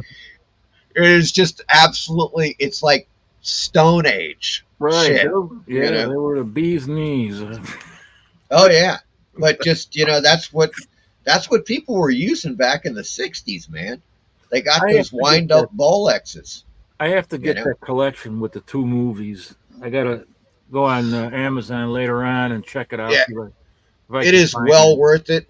It's like, it kind of, to me, this represents, for so many of the people that worked in this film, Dennis Murin, Dave Allen, I believe Jim Danforth is involved with this. Did they, were the same actors involved in the 1970 version? Yeah, they shot more footage. Okay. That's what, they ended up shooting, I think I believe they added 20 more minutes, if I'm not mistaken, to make it around 90 minutes, I think that's what it was. I may be wrong on the... Kind of like the Curse of the Demon and Night of the Demon, they added 8 Oh, I'm sorry. Shit, no, I'm wrong. Okay, the 1967 version, I was right. It was 71 minutes, but they only added 11 minutes to the 1970 version. Well, so it made it 82 minutes. Okay. Which is still, for that time, that was a standard, feature. Right. But I remember it, man. I remember that film still playing when I was a teen, going to the drive-in, late 70s, early 80s. It was still on bills with other movies. At the drive-in, like you had a double or triple bill. I think that's where I saw it originally, at the drive-in. Yeah. I mean, shit. And then I absolutely fantastic. I'm pretty sure it was, you're right about that. I think it was billed with another film a couple years later. And normally I wouldn't want to see a movie twice if I didn't understand it that well, but that one I did because I wanted to get a better grip on it. I saw it a couple of years earlier, then I saw it again in 72, Equinox. And I didn't really understand it that well the first time it came out, except that there was this book, and that weird guy in the cave, and he was telling kids that this demon is after the book, and let me I just realized I was just solo for that entire fucking time. That Sorry doesn't about matter. Doesn't matter. But yeah, and then there was the guy who was like the park ranger. Remember that dude? And he's possessed. Yeah. And he's like, he attacks the woman and he's like drooling all over her and stuff. Oh, disgusting. Just weird scenes in this film. And you can watch it, folks, if you want to see Equinox. It is on YouTube. I believe I think the version on YouTube is the theatrical version. Isn't it on Tubi? It's probably on Tubi as well. Yeah, I think it's public domain. Yeah. Now, I don't think it's any longer in under copyright. Right. But in this edition, they have the book features tributes from George Lucas, Ray Harryhausen, and they also have, like, for instance, the disc 2 shows the King Kong Volkswagen commercial by Dave Allen, which is a classic. His little King Kong Volkswagen commercial, I remember that, and that's on YouTube as well. I've seen it there. A bunch of stuff. Frank Bonner, of course, one of the stars of Equinox, went on to WKRP in Cincinnati. He was Herb. The cut up, the funny guy. Yeah. Black hair. I never watched that series too much, but yeah, that was Frank Bonner, and he was in Equinox, man. Going all the way back. That is just amazing. So there you go. And it also has a video introduction to the film by Forrest Ackerman. Oh, cool. So, yeah. A lot of extras in this. Well worth having, folks. Equinox. But if you want to see the film on YouTube, some of the stop motion animation is fantastic. It's an extremely low budget film. That's what people, God, even for the time, even for the 1967, $6,000 was shit. That's like nothing to make a movie, and these guys were going full bore with these special effects. It wasn't like they were just shooting some stupid, drama with no effects or anything. They were just like going full hog. I just see it on Amazon for $25. That's it. That would be the going rate. Yeah, I would say. Brand new. Yeah, that's good. Brand new. Shit, man. Yeah. I'm glad to see that it's still in print. Lowest price in 30 days. The Criterion Collection DVD. And nice. They got used, more buying choices. They got lowest price for used copies is $18. You might as well buy the new one, Yeah, and it's probably, chances are, it's missing something. You know what I'm saying? Yeah. I mean, there's a few different things. There's like the Criterion catalog. There's the book. You might have a scratch disc. Why not just pay $25 for the new one? Taking a risk on that. Yeah, it's fantastic, folks. It is for what you get. It is absolutely worth every dollar of $25. There's no doubt about that. It's one of my favorite. It's one of my favorite DVDs that I own. There's no doubt about it, man. It's a bizarre film, that's for sure, but it was done pretty well for an indie movie. Oh, totally. And it launched all of these careers, Yeah. Geez, absolutely amazing. Okay, let me see here. Okay, here we go. Steve says, dedicate a show to your writings and drawings, Mike. We would love to see your stuff. Yeah, I bet. Well, I might do that, like, before the year is out. Not dedicating the whole thing to it, but there's a couple of other things that you guys haven't seen that I'd like to show you that I've done. So, something like that. I'll do something like that in the future. PBR says, laughing my ass off, public farts are the best. Indeed. Steve says, even the old witch shut her eyes to that one. Gary says, off topic also, I would like to recommend the YouTube channel Cosmic and Body Horror. Great Lovecraft stories by friends of Lovecraft and others who contributed to the mythos. Okay, let me write that down. That is... what was that? Cosmic and Body Horror. All right, I'm going to... definitely going to check that out because I am a big fan of Lovecraft. Yeah, and I've just discovered something, Captain. It's like many of the people on here right now Yeah. in the chat are also big Lovecraft fans. We were just talking about it. Well, they'd have to be. Well, I guess. I mean, If they have any intelligence, they'll have to be. I was just talking about this. We were just talking about the horror in the museum, H.P. Lovecraft. It's a pretty heavy duty book. It's 450 pages from Arkham House. And this is all of Lovecraft's collaborations with other writers. Okay, so it's really interesting. There's some incredible stories in this one. And we were just talking about a couple of the stories that he collaborated, including, of course, he collaborated with Harry Houdini on a couple of the stories for Weird Tales. Like we're talking 1923, 1924. Yeah. God, incredible, man. And Robert Howard is probably the most famous. And then there was this woman, I forget her name. She was he also collaborated with her. What the hell? Oh, yeah. Zalia Bishop. I think that's her name, yeah. Yeah, Zalia Bishop, she wrote The Mound. Or they co-wrote The Mound, which is a very famous Lovecraft collaboration. And, of course, the Curse of Yig. Creepy as hell.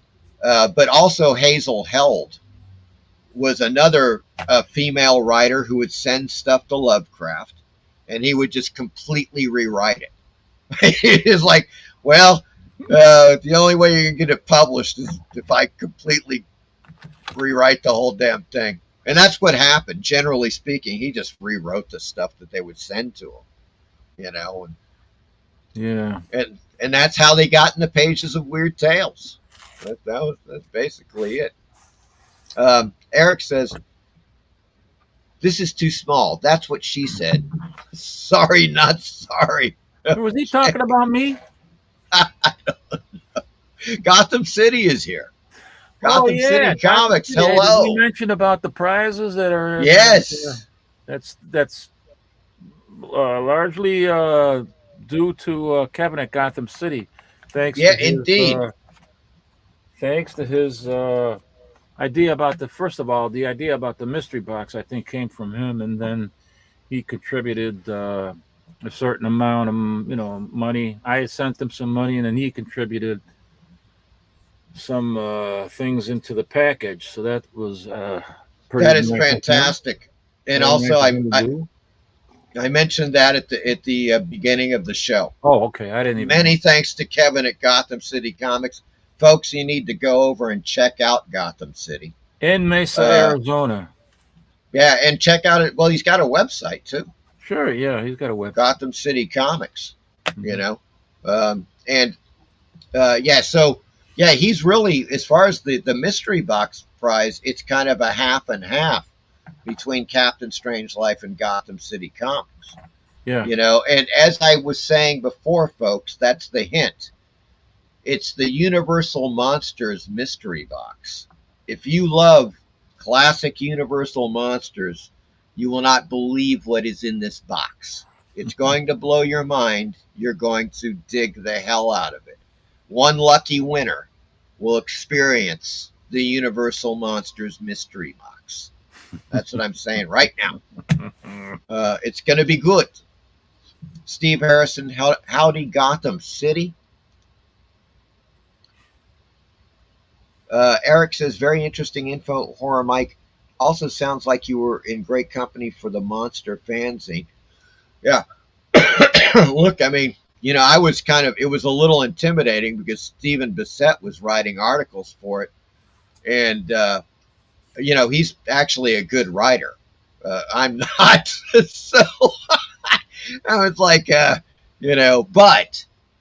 it's one of those things where, look, man, you guys, I think anybody can do it. If you're writing articles, and a lot of the articles I wrote were reviews of movies or books. So it's just you do a review article. It's no big deal. It's, something, it's cool. It's good to do that. I don't know. I was more into writing back at that time than I am now. You know, everybody's saying hello to Gotham City Comics. Very cool orange cover on that monster book. You must be you're referring, to this one, huh? Yeah, this is such a great issue of Monster, folks. You can find this on Amazon, and I believe on eBay. It's the special Equinox issue, and it goes heavily into the movie. I mean, That'd be a great companion to the film. Yes, yeah, exactly. I mean, we were all in agreement. It was like, look, Equinox is one of the great low budget horror fantasy films, and let's do a whole issue dedicated to the movie. And everybody would write an article, and I happened to write an article on Fritz Leiber, the great author, who, once again, folks, this is all connected. Everything is interconnected. I will show you why right now.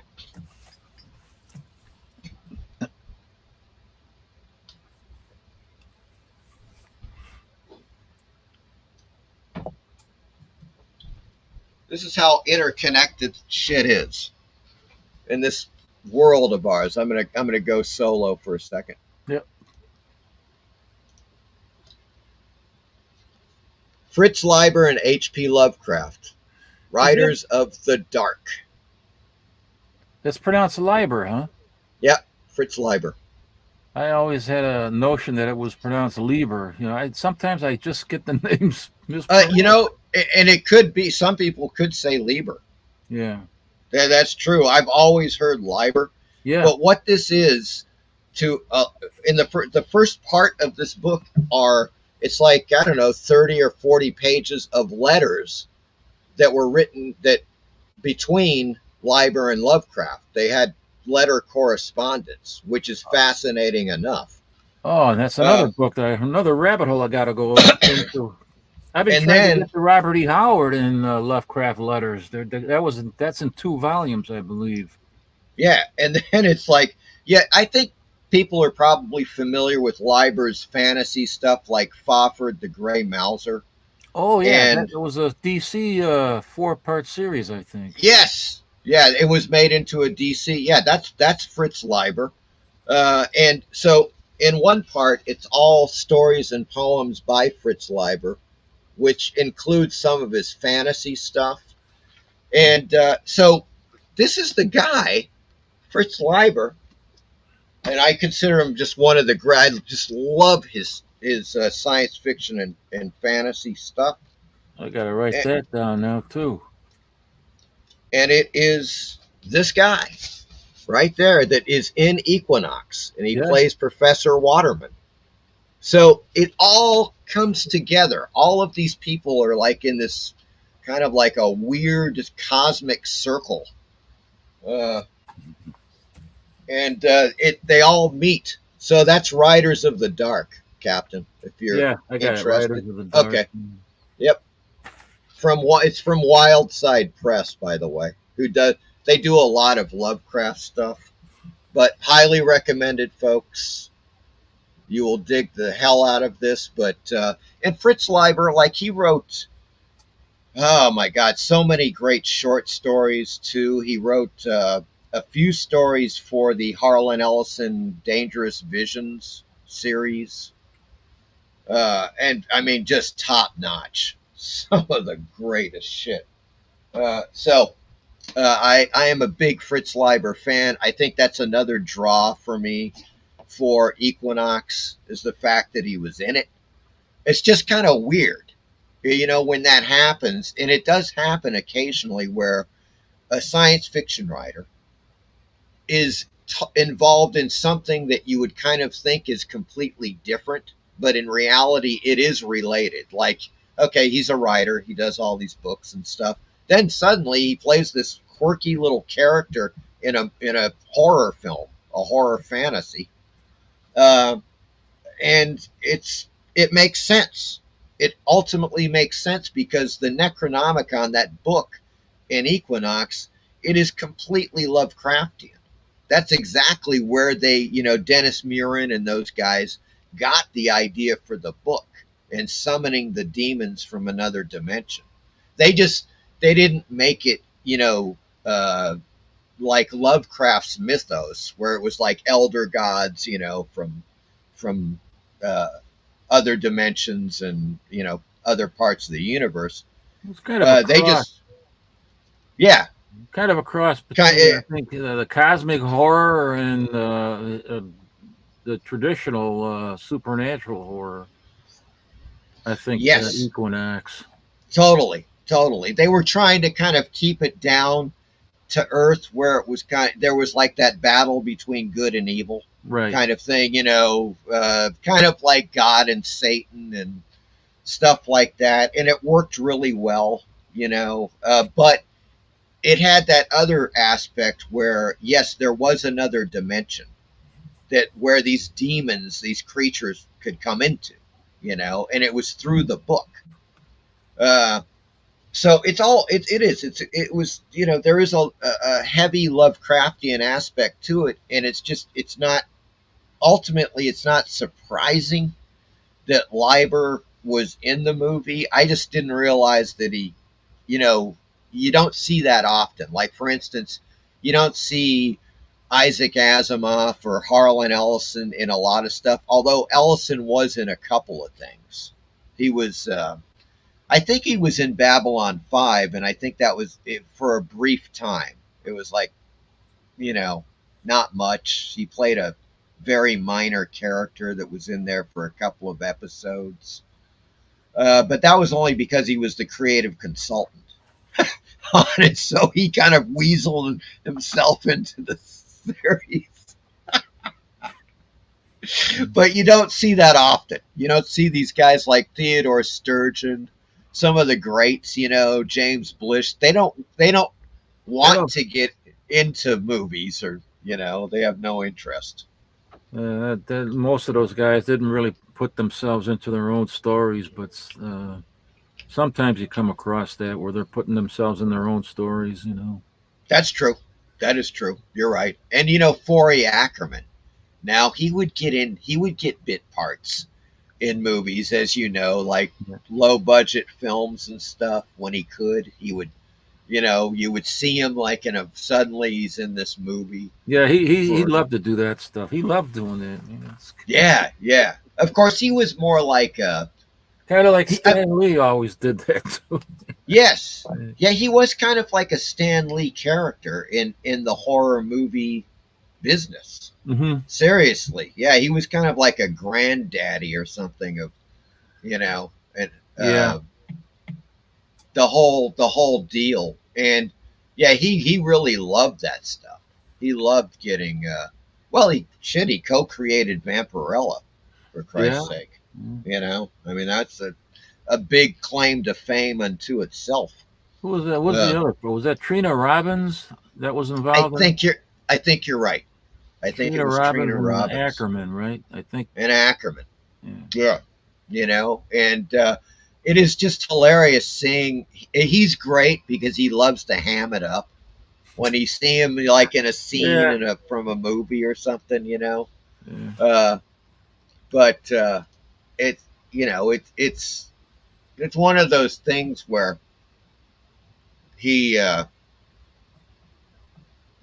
I would like to see. As a matter of fact, I'm sure somebody has got, you know, some kind of a filmography. Well, I could go to IMDb. I'm sure he's on IMDb. Probably. He's got to be on there. To see a list of some of the films. God, now, you know, that might be worthy of like looking into. Now that I'm thinking about it, like that connection between. There was just this thing going on in the 60s and 70s in particular, where some science fiction writers or people in the genre like of horror or fantasy or science fiction would get themselves involved in another aspect of it. You know, as we were just talking about, Forey Ackerman he would get into the movies himself, Fritz Leiber, and other people. It was kind of rare, but there was that time where people could actually, you know, get into a production that or maybe they had written, or they wrote the screenplay for, and then they got themselves in the film in a bit part or something. It's just kind of funny because they're not actors, you know, and you can tell. Yeah, and Hitchcock did the same thing. You know, he had these short appearances in his films, and then added a certain dimension of people like oh look, that's Hitchcock over there in the movie. You know, you're absolutely right. Yeah, and then those sequences were always hilarious. Oh my God, Hitchcock in his own movies. Yeah, you know, he would just do the most ridiculous shit. Like there was one where like a baby crapped on him. He was like holding a baby, and he suddenly looks and like. I remember that. Yeah.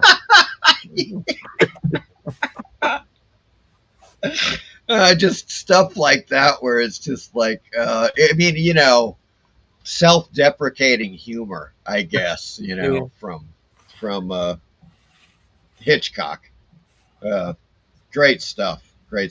But let's see. There have been since we just embarked upon that tangent there, Captain, and we just got a billion freaking responses.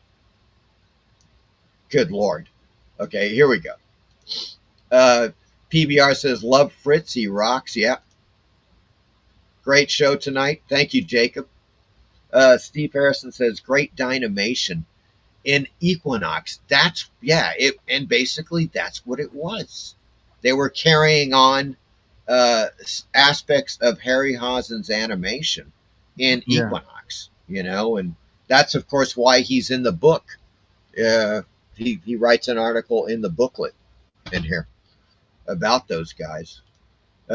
Steve says Equinox was well covered in old Starlog magazines. Yeah, sure. Starlog, Cinemagic. Absolutely. Michael Taylor, very cool 2-page spread in Equinox. Yes. Gary says, hi, Gotham City Comics. Steve Harrison says, Bruce Campbell, legend. Absolutely. Michael Taylor, very cool Equinox orange cover. Okay, we got to that. Steve says, all Evil Dead lacked was a bear knocking a child in a sleeping bag into a rock, causing feathers. What did he just say? Causing shit. Feathers to probably explode out of a sleeping bag like that movie. Oh, yeah, it says causing a myriad of feathers and wasted youth. You know, and I think that kind of is worth it, isn't it?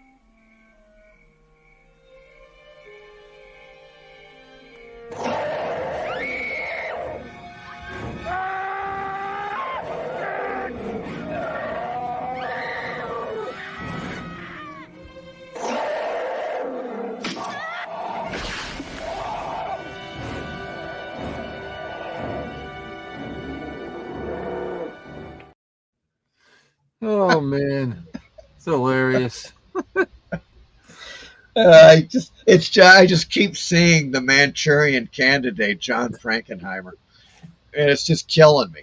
It's killing me right now. That is like one of the most. I don't know what the hell to even call it. It's a scene in a movie.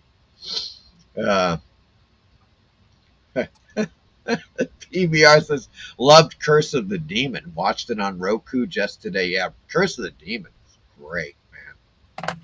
You know,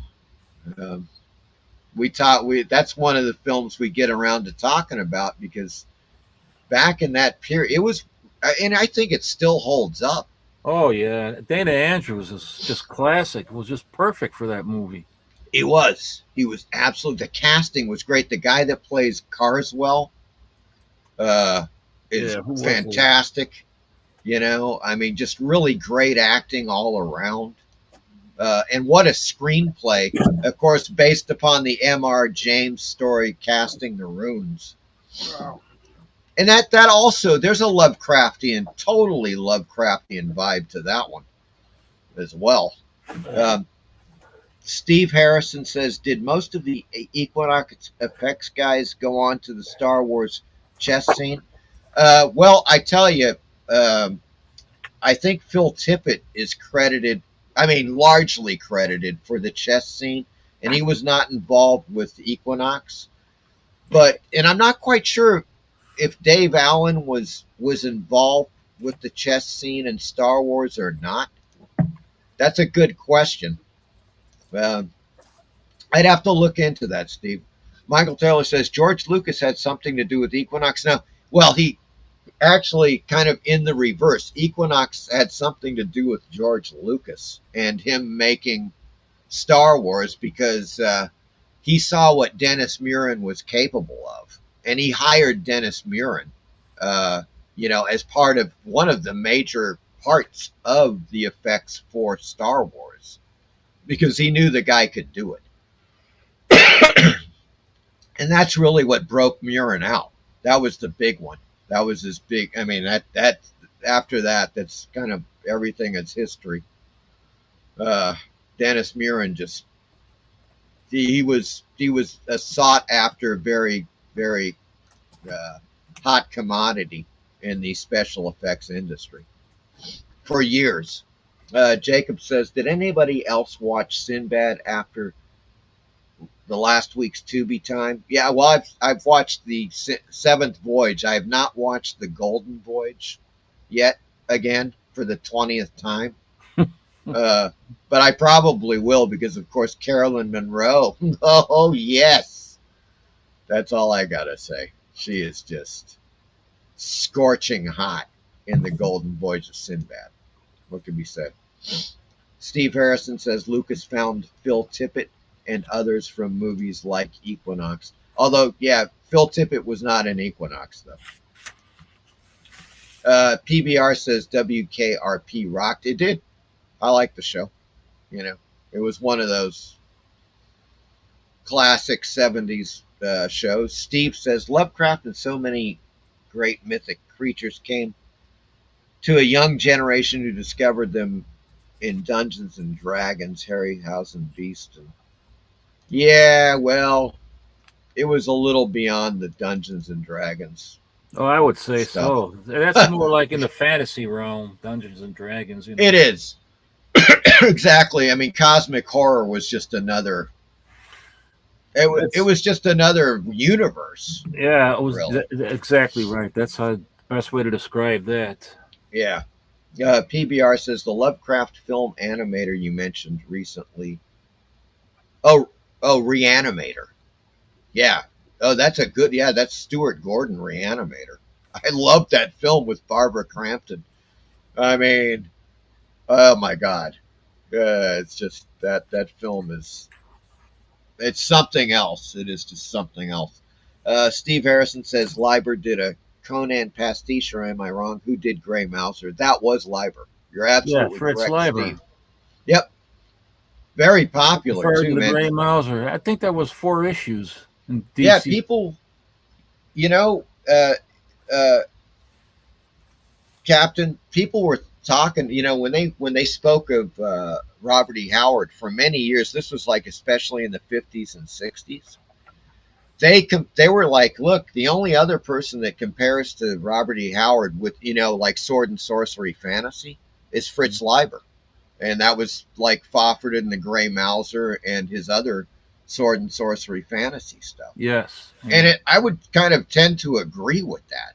I mean, Leiber he may have been bigger with that than he was with science fiction, but he wrote some monster science fiction stuff. I really, really, really like Leiber a lot. And of course, horror. Absolutely. Gary, Uncle Forey. Yeah, absolutely. Uncle Forey. Michael Taylor. Yeah, I was thinking that something like, he was like something like Stan Lee. There's no doubt. Stan Lee would do that same kind of thing with his movies. Yes, certainly. Graphic Man is here. Hey, Micah. Hello, how gentlemen. Are you? How's it going, man? How are you doing? Good to see you. Michael Taylor says, hello, Graphic Man. Graphic Man says, and hello to the chat room. Everybody's saying their hellos. Michael Taylor says WKRP was pretty good, had a cult following. Yeah, well, and there you go, folks. That's the further tie-in, because nobody realized the Lovecraftian horror of WKRP in Cincinnati. that was Frank Bonner. came from Equinox. So there's your tie, Lovecraftian tie. Oh my God. Eric says, Horror Mike, do you remember that 1984 Dr. Pepper commercial with Caroline Munro? Yes. Well, okay, it says a bit of a take on the cantina scene from Star Wars. I saw it today. I got to say, Eric, I remember photos. I'd have to look. I imagine it's on YouTube, but I remember photos of the Dr. Pepper ads that she did, but I can't say I specifically remember the actual commercial. I'm going to have to check it out. I always like seeing her in those really sexy commercials she used to do. Eric says, as God is my witness, I thought turkeys could fly. There you go. Wild turkeys fly a little bit. Yes. Short distances, you know. That is true. Well, folks, once again, after that tangent, we're back to Tubi. What the hell? Okay.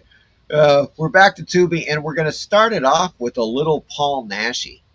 Now, I know some people have a, you know, they are definitely Paul Naschy fans for his various werewolf movies and horror films.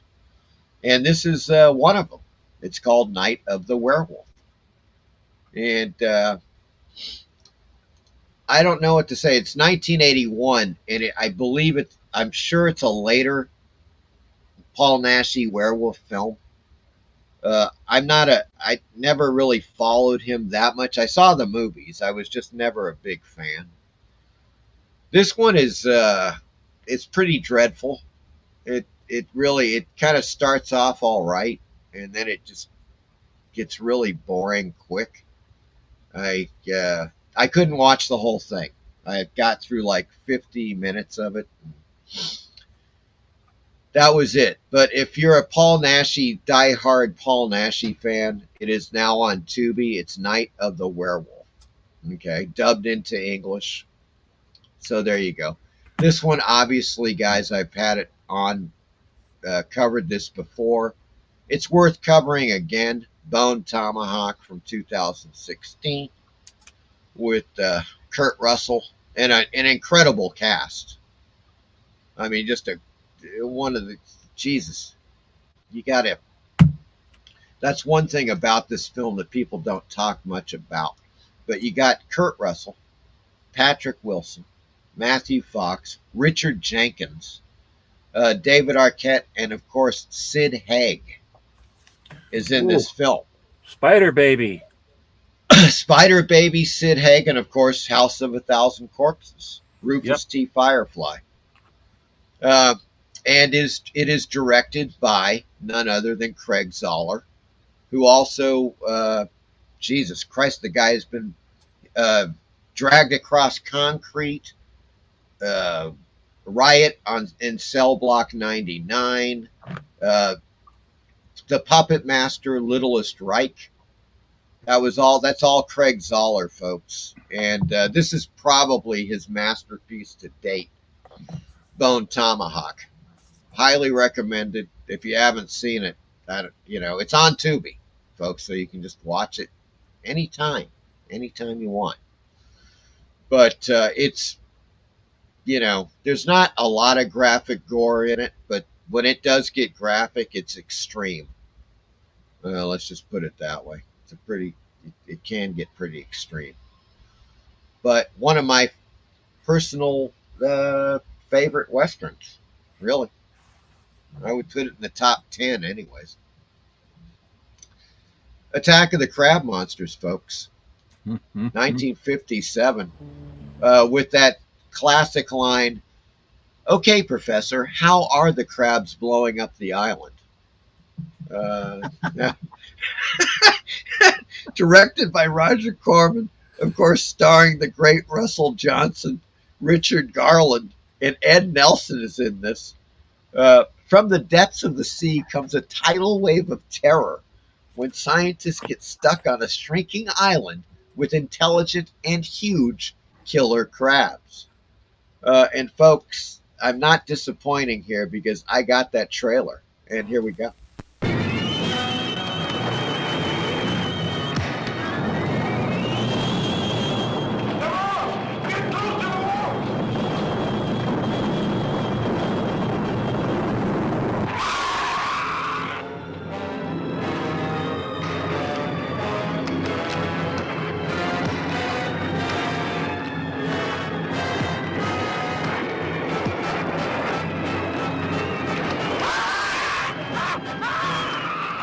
On an isolated Pacific island, the Navy lands a party of daring scientists to solve the mysterious disappearance of an entire atomic research team.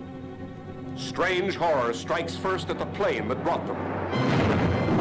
And then, earth-shattering tremors begin tearing the island to shreds.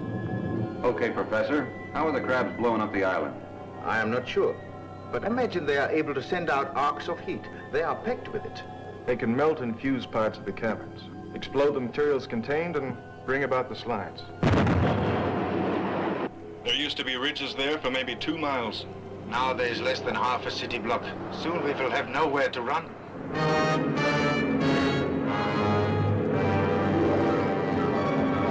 Fathoms deep among the terrors of the mighty Pacific, daring skin divers brave undersea perils that stagger the imagination. Here are monsters with razor-sharp claws that hand grenades and dynamite cannot stop.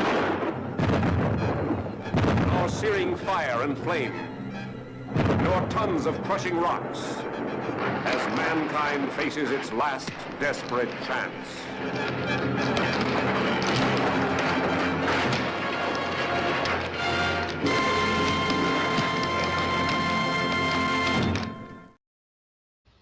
There we go, folks. Yes, that is Attack of the Crab Monsters.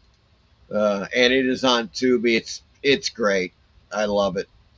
I used to have the trailer, that same trailer I used to have on Super 8 film. Good Lord. Next up, The Void. Now, this is definitely Lovecraftian cosmic horror at its finest. I think this is one of the best Lovecraftian films that has been produced to date, because it's not specifically based upon any H.P. Lovecraft film, but it is absolutely in the universe of cosmic horror and Lovecraft. The Void, 2017. After delivering a blood-soaked man to a hospital with a skeleton crew, a cop discovers patients and staff are transforming into something inhuman. Man, if you haven't seen this movie, see this movie. If you like Lovecraft or Lovecraftian themed films, The Void is absolutely one to see. It is on Tubi, and it is not to be missed, folks. Great horror film. Great, well, it's sci-fi horror is what it is. And it's fantastic. Highly recommended. Here we go. Now we're getting into some kind of hardcore stuff, and it's stuff that we talked about the last time. It's the Mike, island of... Yes. Do you know if they have the film From Beyond on Tubi? Yes, it is on Tubi. Oh, From Beyond is... That's another great Lovecraftian. Oh, that is. Well, actually, that's directly based upon Lovecraft's one of his story. Yeah, right. Right. Yeah, that's the thing about The Void, is that it's not based on any Lovecraft story. Okay. It's just got it's just sort in of that cosmic horror universe, you know. Right, kind of maybe inspiration or something. And completely, man. Yeah. If you haven't seen it, man, I highly recommend it.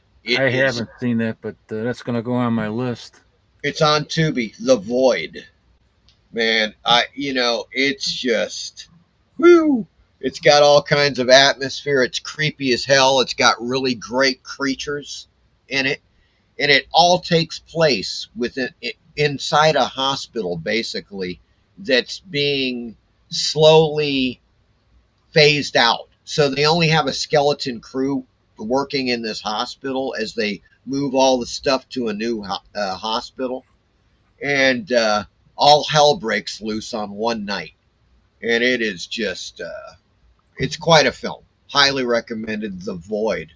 That's on now the this list. is, we were talking about this, Captain, The Island of Dr. Moreau, 1996, with Val Kilmer and Marlon Brando. Yeah. As you might recall, this is the, I believe, the third adaptation of the H.G. Wells novel. The first, of course, and I think the best, personally, it's just an opinion, but Island of Lost Souls from 1932, directed by Earl Kenton, I believe is still the best adaptation of Island. I love that. I love those early films. Oh God, it's got something that the other films just kind of miss. But well, it's got still, a lot of great even acting, so, you know. Yeah, actors, Charles Lawton. The actors at that time, they had to depend upon their acting skills to sell the movies, and they didn't have all the great, you know, special effects that they have, you know, in the 90s and in the 20s and even in the 80s. But that's they true. Depended on acting skills back then. Yeah, and great cinematography, because a lot of the thing about the Island of Lost Souls is the light and dark, like things hiding, lurking in the shadows. Kind of noir. It does. It has a total noir feel to it, you know, and it's just a fantastic film. Now, look, I think this one is entertaining. The Island of Dr. Moreau. This was, as they give it credit here, as you guys can see on the screen. I wasn't expecting to see this, but it's directed by John Frankenheimer, but it also gives Richard Stanley the credit, because Richard Stanley started directing this film. All hell broke loose, and he ended up getting fired, and he walked off into the jungle. Right. And they hired John Frankenheimer to finish it. I like the way that said he walked off into the jungle. But yeah, Frankenheimer saved the movie. He did, and it's when you watch the movie, I've seen it 3 or 4 times, and it's entertaining. That's all as much as I'm going to say about it. I mean, you know, it's worth watching. Okay, and I do have very short trailer for it right here. It's just a minute trailer. In a remote corner of the South Pacific, an exiled scientist. Oh, I see. Now it's not going to cooperate. Well,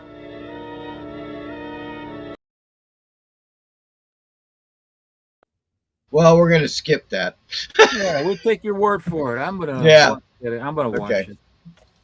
Yeah, there's the Island of Dr. Moreau. Now, here's the interesting part, Captain. Lost Soul, the doomed journey of Richard Stanley's Island of Dr. Moreau, the documentary, also on Tubi, from 2015. This, in many ways, is much more interesting than the film. Okay, here we go. Lost Soul, the doomed journey of Richard Stanley's Island of Dr. Moreau, 2015.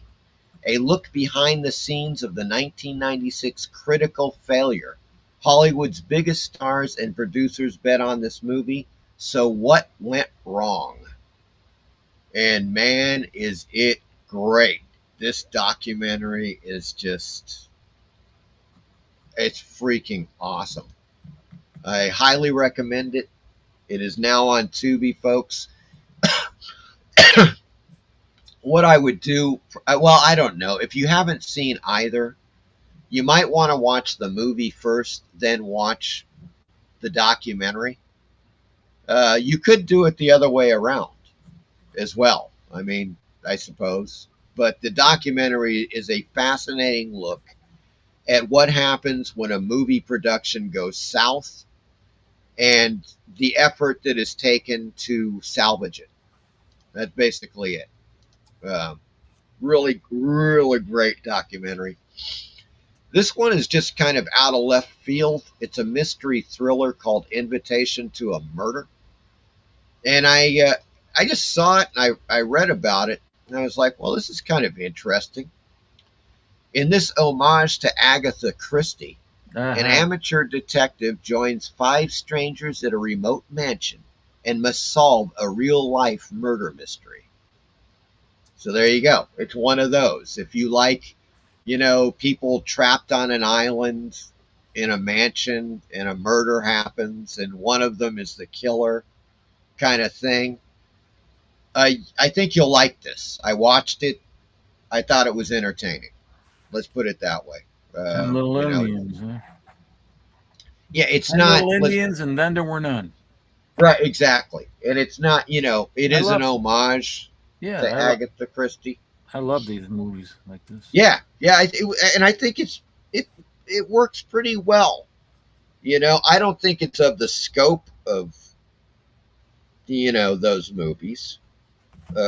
Exactly, it's an homage. So Well, it's enjoyable because you can do your own evaluations about what's going on in the film, and make your own predictions about what's ultimately happening here and who the killer might be. Exactly, and it's a good, in that sense, it's a good whodunit. Yeah, and it kind of keeps you guessing. Pieces of the puzzle are added as the film goes on, and it's just, as I say, it is entertaining. I wouldn't call it as good as Death on the Nile, Peter Ustinov. Right. No, don't even go there with that. It's not of that caliber. But it's good. Good. It was as I say, entertaining.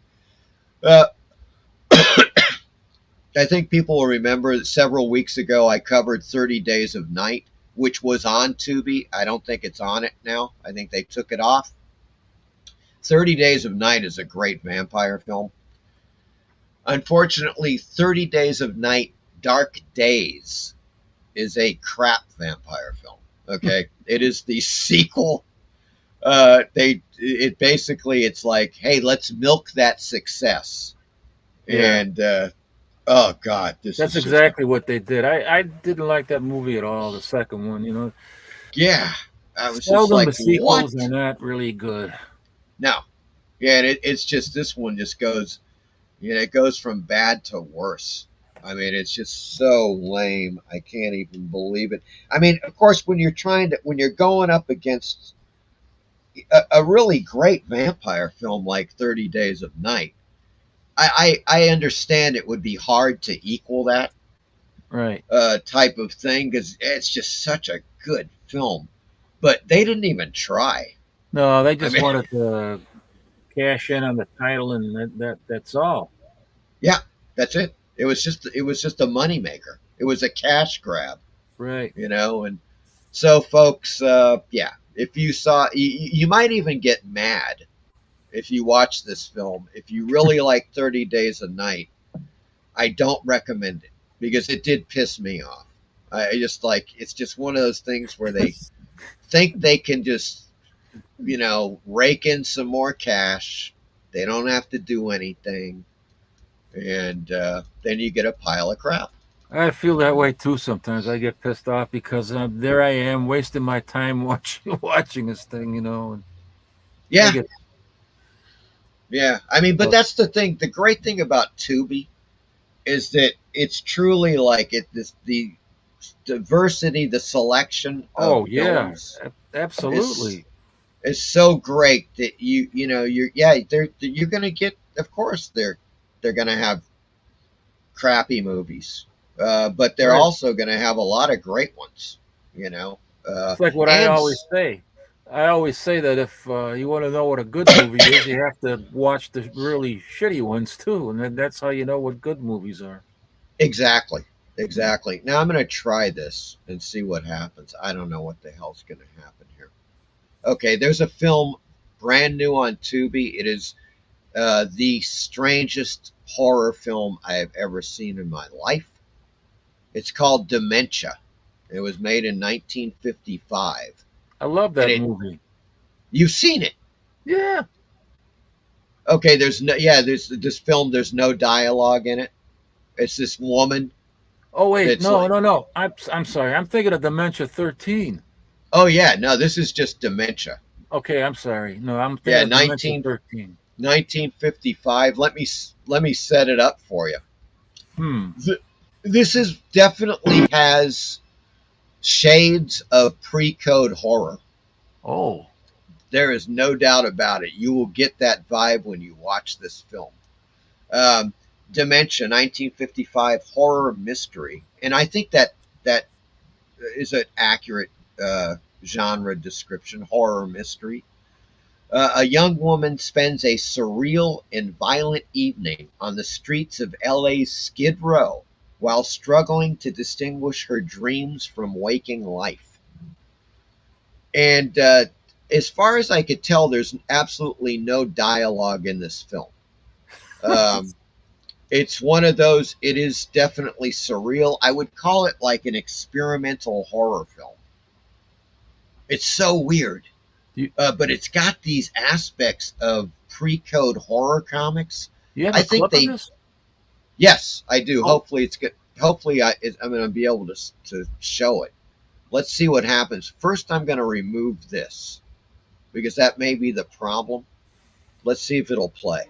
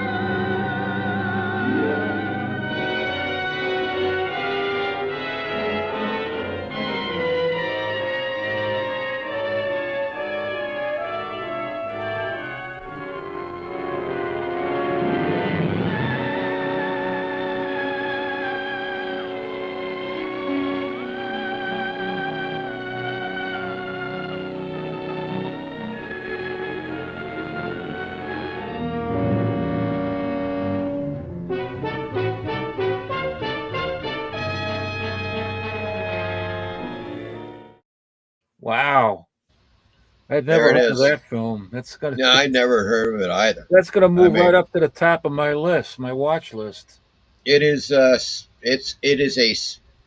I said, I think it may be the strangest horror film I've ever seen in my life. And that's saying something because I've seen some strange freaking horror movies. And it has this kind of thing, when you think about it, 1955, I bet you some of the people involved with this film were influenced by pre-code horror comics, and there's this influence that you see in this film, like just with certain scenes, that reminds me of pre-code. Like that sleaziness, that dark alley. Oh, that's a lot of film noir right there. That's all Nino Frank. All that stuff was totally Nino Frank right there. Mm-hmm. You're absolutely right. I love that. I love that element. Yeah, it's look. It's not for everybody. I mean, obviously, it is. As I said, there's no dialogue in this film. It's I don't know. It's hard to really categorize. For me, I really dug it. It's just different. It's something horror, mystery, noir. Yeah. That's it's a exactly must-see film. Just from that trailer, I have to. Yeah, absolutely. It's 55 minutes long. There you go. Oops. Oh shit. And that was the end. Dementia. Okay, so let's go back. Here's one I have not seen. It's on my list. I think I'm going to watch it. Have you seen this? Lured with Lucille Ball? No. Yeah, they just added it to Tubi. And it's the same people. It's Cohen Media something. I wonder if this is the Cohen brothers that are releasing these. Possible. It could be. It says Cohen Media Group. Well, I don't know. It sure ain't Larry Cohen. I know that. Yeah, it's not Larry Cohen. Yeah, it could be the Cohen brothers, though. Because, the Cohen brothers love their film noir. They did several films back in, especially in the early days that were completely noir. Look at that. This is totally noir. Yeah. Lured. Thriller, Totally mystery, noir. drama, crime. That's going to go on my list, too, here. When Scotland Yard comes up empty, an American dancer living in London becomes the linchpin in solving the case of a murderer targeting lonely women. And this also stars George Sanders and Boris Karloff. Ooh. Have not seen this film. It's on the list. I'm probably going to watch it this week. Yeah. Karloff. I did. Yeah, Karloff, man. He is in it.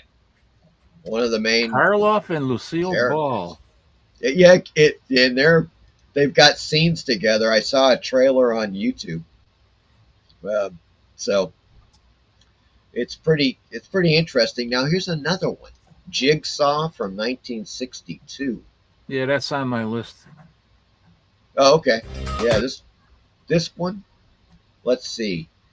Yeah, Val Guest directed this one. And once again, thriller, crime, mystery, an atmospheric and classic mystery about two British cops who systematically track down the killer of a woman found in a coastal beach house. I have not seen it.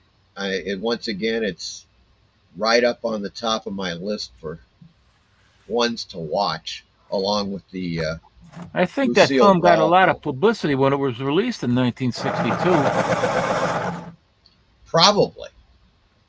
I would say because I always hear about it. Yeah. And people still talk about it. You see it like listed in magazines, or people refer to it as one of the classic, 60s crime dramas or crime mysteries. Yep. And last but not least, of course, they have added The Pit and the Pendulum. 1961, Roger Corman. The Corman, as far as the series goes, I love Roger Corman, Edgar Allan Poe films. I think he did. Let's put it this way: he did take many liberties with the stories, but I think that overall, they're some of my favorite Poe adaptations. Yeah. And Roger Corman was, he had this ability to go from, like little showers to doing really great Poe adaptations. Of course, it was just really versatile. When you had Vincent Price into the mix, he was trained in Shakespeare. Yeah. Vincent Price. Absolutely. And of course, priceless.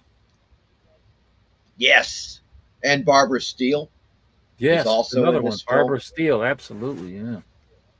Yeah, God, man. It's really good. This may be one of the best adaptations that Corman did. As far as Edgar Allan Poe. I love Mask of the Red Death, even though that was really 3 stories combined. But I loved it. I think the cinematography in that one is fantastic. Yeah. But this one's got a lot going for it. It's the story itself, of course, one of Poe's greatest. and really kind of I don't exactly want to say goriest, but maybe most extreme.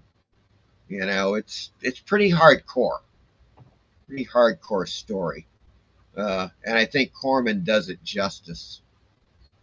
So there you go, folks. Pit and the Pendulum, highly recommended. If you haven't seen this one, I think that Mask of the Red Death is also on Tubi.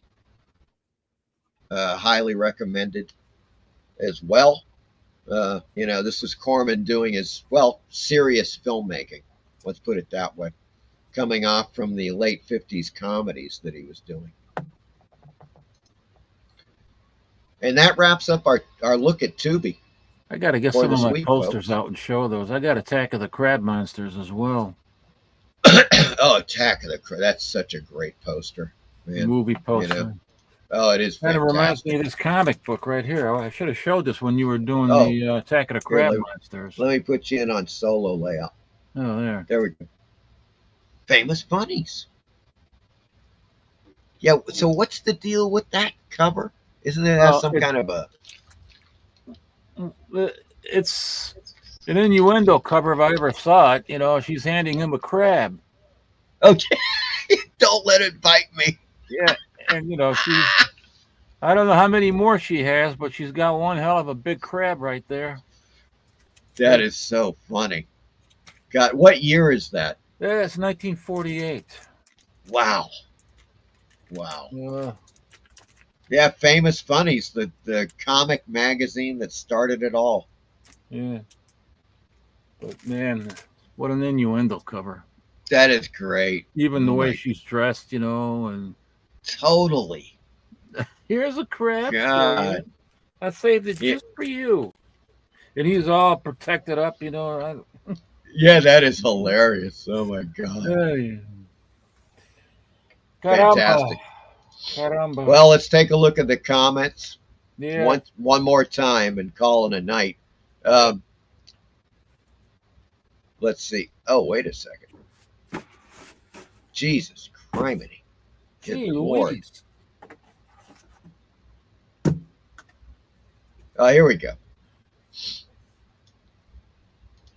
Eric Boyd says, as God is my witness, I thought turkeys could fly. Wild turkeys can fly a little bit. Indeed. PBR says, no, the Russian dude who animates the Lovecraft stories. Wait a second. Did I miss something on that? What did PBR say back here? The Lovecraft film animator you mentioned. Oh, the animator. Shit. Is so good. Yeah, he's talking about that they're doing a new series on the Shadow over Innsmouth on YouTube. Oh, they are? That's what you're talking about. Yeah, man. I'm gonna drop I'm gonna drop that in real quick. I didn't know you that. I had no idea. Oh yeah. This is it's you know what it is? It's like motion comic. Shadow over Innsmouth. Mm-hmm. Over Innsmouth. Where you know it's partially animated. I don't know how that. Oh, that's right. I didn't. Yeah, didn't you show some clips of that at one point? Yes, that was the one. So.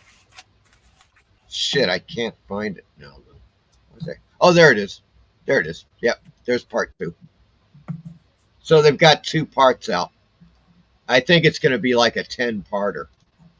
But I'm just dropping the link in the chat right now, folks. That's it. It's this group called MSA Matthew. But I just dropped the link to part 2. You got to catch part 1.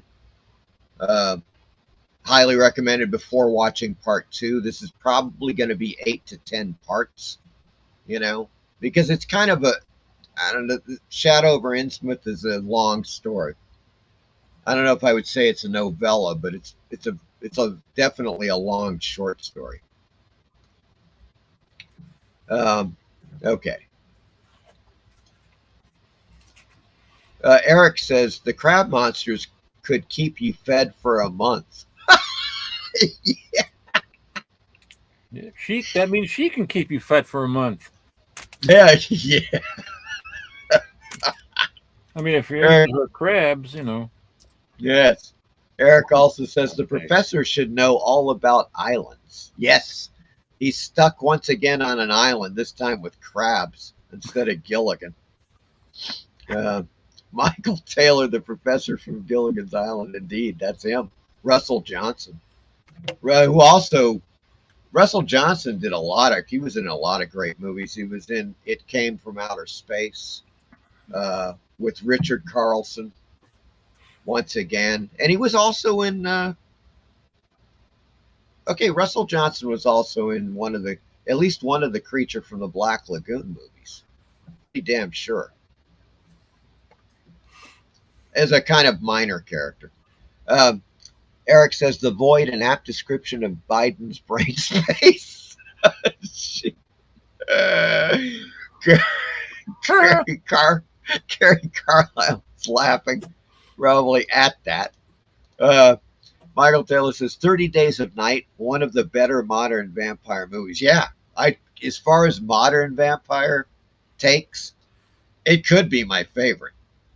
I don't know if there's anything else that, as far as when you put vampires into modern society,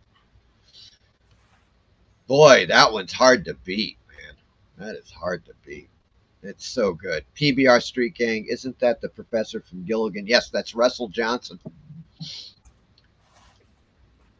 Jacob Boranowski, yeah, there was a true crime documentary of that director walking into the jungle. I believe he never came back. No, he did. He did return. He returned to make some more movies. Richard Stanley, I just showed that. You should watch the documentary. It's on Tubi. It's great, fascinating, as far as the making of a big budget film. God, incredible stuff. Michael Taylor, I was referring to the first 30 Days of Night movie. Michael Taylor also says Dementia looks interesting. It does have a bit of a pre-code horror feel to it. Yeah, it does. Even if you guys look up Dementia movie 1955 and you see the movie poster, it looks straight up pre-code, like a pre-code horror cover. I swear to God, it does. It may have even been done by one of the pre-code horror artists, for all I know, but it totally has that vibe to it.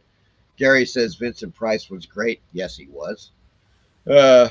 Michael Taylor, Karloff, Lucy, you got a lot of explaining to do. There it is. I just dropped the link to that great Lovecraft adaptation, the motion comic, in the chat. Check it out, folks. It's fantastic. Eric says, don't forget, on October 22nd, the Spook Show on Captain Strangelife's channel with our favorite co-host, Horror Mike. There it is, folks. And that is the link to the show. Eric. And make sure that you subscribe to Captain Strangelife, and you will get the notice, of course, on Sunday that the show is going to begin. But obviously, you guys should be getting your costumes together long before that. As a matter of fact, you should be getting your costumes together right now, at least. So it'll give you time so you can win one of those incredible prizes. Yeah. Good Lord. Michael Taylor says, Gilligan is a crab. Okay. Igor is here. Igor from the city of Mexico, Mexico City. Talk about international, folks. Here he is. Nice to see you, Master of Horror. I'll take that. Igor, I got to explain. I have said this before. Igor helped with the filming of Witch Tales. Ooh. He was one of the production assistants on the film. So there you go. Great. Yeah. Great. And it did a great job too, by the way. And they were, at the time, they were living in Peru. And now they're living in Mexico City. So there you go. Because Igor is, no, God damn it, I get that mixed up. One of them's originally from Mexico City, so they moved back there. Uh-oh. Not There a you safe there place. you go. The which what? Not a very safe place these days. Oh, I don't know, but yeah, it depends. I think on the interior, it's probably better. It seems Yeah. like the border is bad news, man. I wouldn't want to be hanging out there. No. Tell you. Least I can do, Eric. Yes, thank you, Eric. That's fantastic. Eric, I am looking forward to watching. Fantastic. PBR says, remember, Eric, you're my inspiration. Yeah, that's now you know PBR is cooking up a really cool costume. This is going to be awesome. Eric says, especially since PBR Street Gang says I have inspired his costume, I am a bit nervous. Gary says, hi, Igor. Michael Taylor says, hello, Igor. All right, folks. Now we got to mention that we're going to have some guests that are confirmed on the show. Did we talk about that? Yeah, well, as a matter of fact, it is in where the hell? Oh, yeah, I sent you a link. I wrote a short article on my website, horroranthologymovies.com. Okay. Where I mentioned specifically that Hotel Orloff, Gratu, obviously. Right, yeah. Dr. Silver Age and Night Tiger are going to be our special guests. Yes. And that should be totally awesome. Absolutely. Because I figure that we're going to have at least a good dozen contestants coming on, at least for the first 2 hours. That'd be good. It's gonna be a loaded show. There is no doubt about that. I foresee that now. And there's always the possibility that I might be adding stuff during the show. I might add something here and there. I mean, because I got so much stuff all over the place. If I come across something and I think to myself, oh, well, maybe I'll add this comic, or maybe I'll add this to the, to your package or something. Oh, great. Well, you heard it here, folks. There could still even be more. It's possible. The day of the show. Yeah, the whole thing about it, guys, in the chat is that you absolutely have nothing to lose and everything to gain. Yeah. By dressing up in costume. And you're going to have fun. It'll be fun. Yes. It is going to be fantastic. Igor says, greetings, horror people from Mexico City and Lima, Peru. There we go. Lima, Peru. Multi-international. Yeah, I lived there for 4.5 years. Unbelievable. That I'm still alive. But yeah, there you go with that. There you go with that. But yeah, you guys. If you're thinking at all about it, do it. Do the costume thing because you could win. I mean, we've got 3 prizes. The odds are great. Let's say that we have 12 people that come in. And we've got 3 people that are the guests. So we got 15 people that are dressed up. Let's say we got 15 total. Well, we got 3 prizes. Your chance of winning is 1 in 5. That is odds that you cannot beat. You just, I mean, that's like, it's practically saying, come and take me. Just dress up and come on in and you'll probably win. I mean, that the odds are just fantastic for you. So that is the thing right there. Eric is saying hello, Igor. And it was fun tonight. Gots to go. Indeed. Thank you, Eric, as well for helping with the links. Greatly appreciated, man. It is appreciated. Yes. Yes. And we will see you on Sunday. You guys, great show. Great show. Thanks for coming on, Captain. I really appreciate it. Oh, that's okay. I didn't have too much to add to the show, but it's always great to be here with you anyway. Well, it was really interesting. Yeah. And we were covering some stuff that, I mean, the whole Lovecraft, Equinox track, all that stuff. I think people in the chat love that. There's a lot of Lovecraft fans in the chat. that watch the show. And so I think it's, absolutely really great stuff, and I hope that people check out that dementia film. That's at the top of my list, man. I guarantee you it will be a different experience. And I don't know. I mean, it's just hard to put a finger on, but it is an odd freaking movie, I'll tell you. Yeah. Noir, experimental horror noir. Maybe that's it. That when you showed that short clip of dementia, you had that guy that kind of a fat, chubby little guy with a cigar. I was thinking of Orson Welles for a moment there. He totally gives out that Welles vibe, doesn't he? Yeah. In that noir setting. Yeah. It's just bizarre.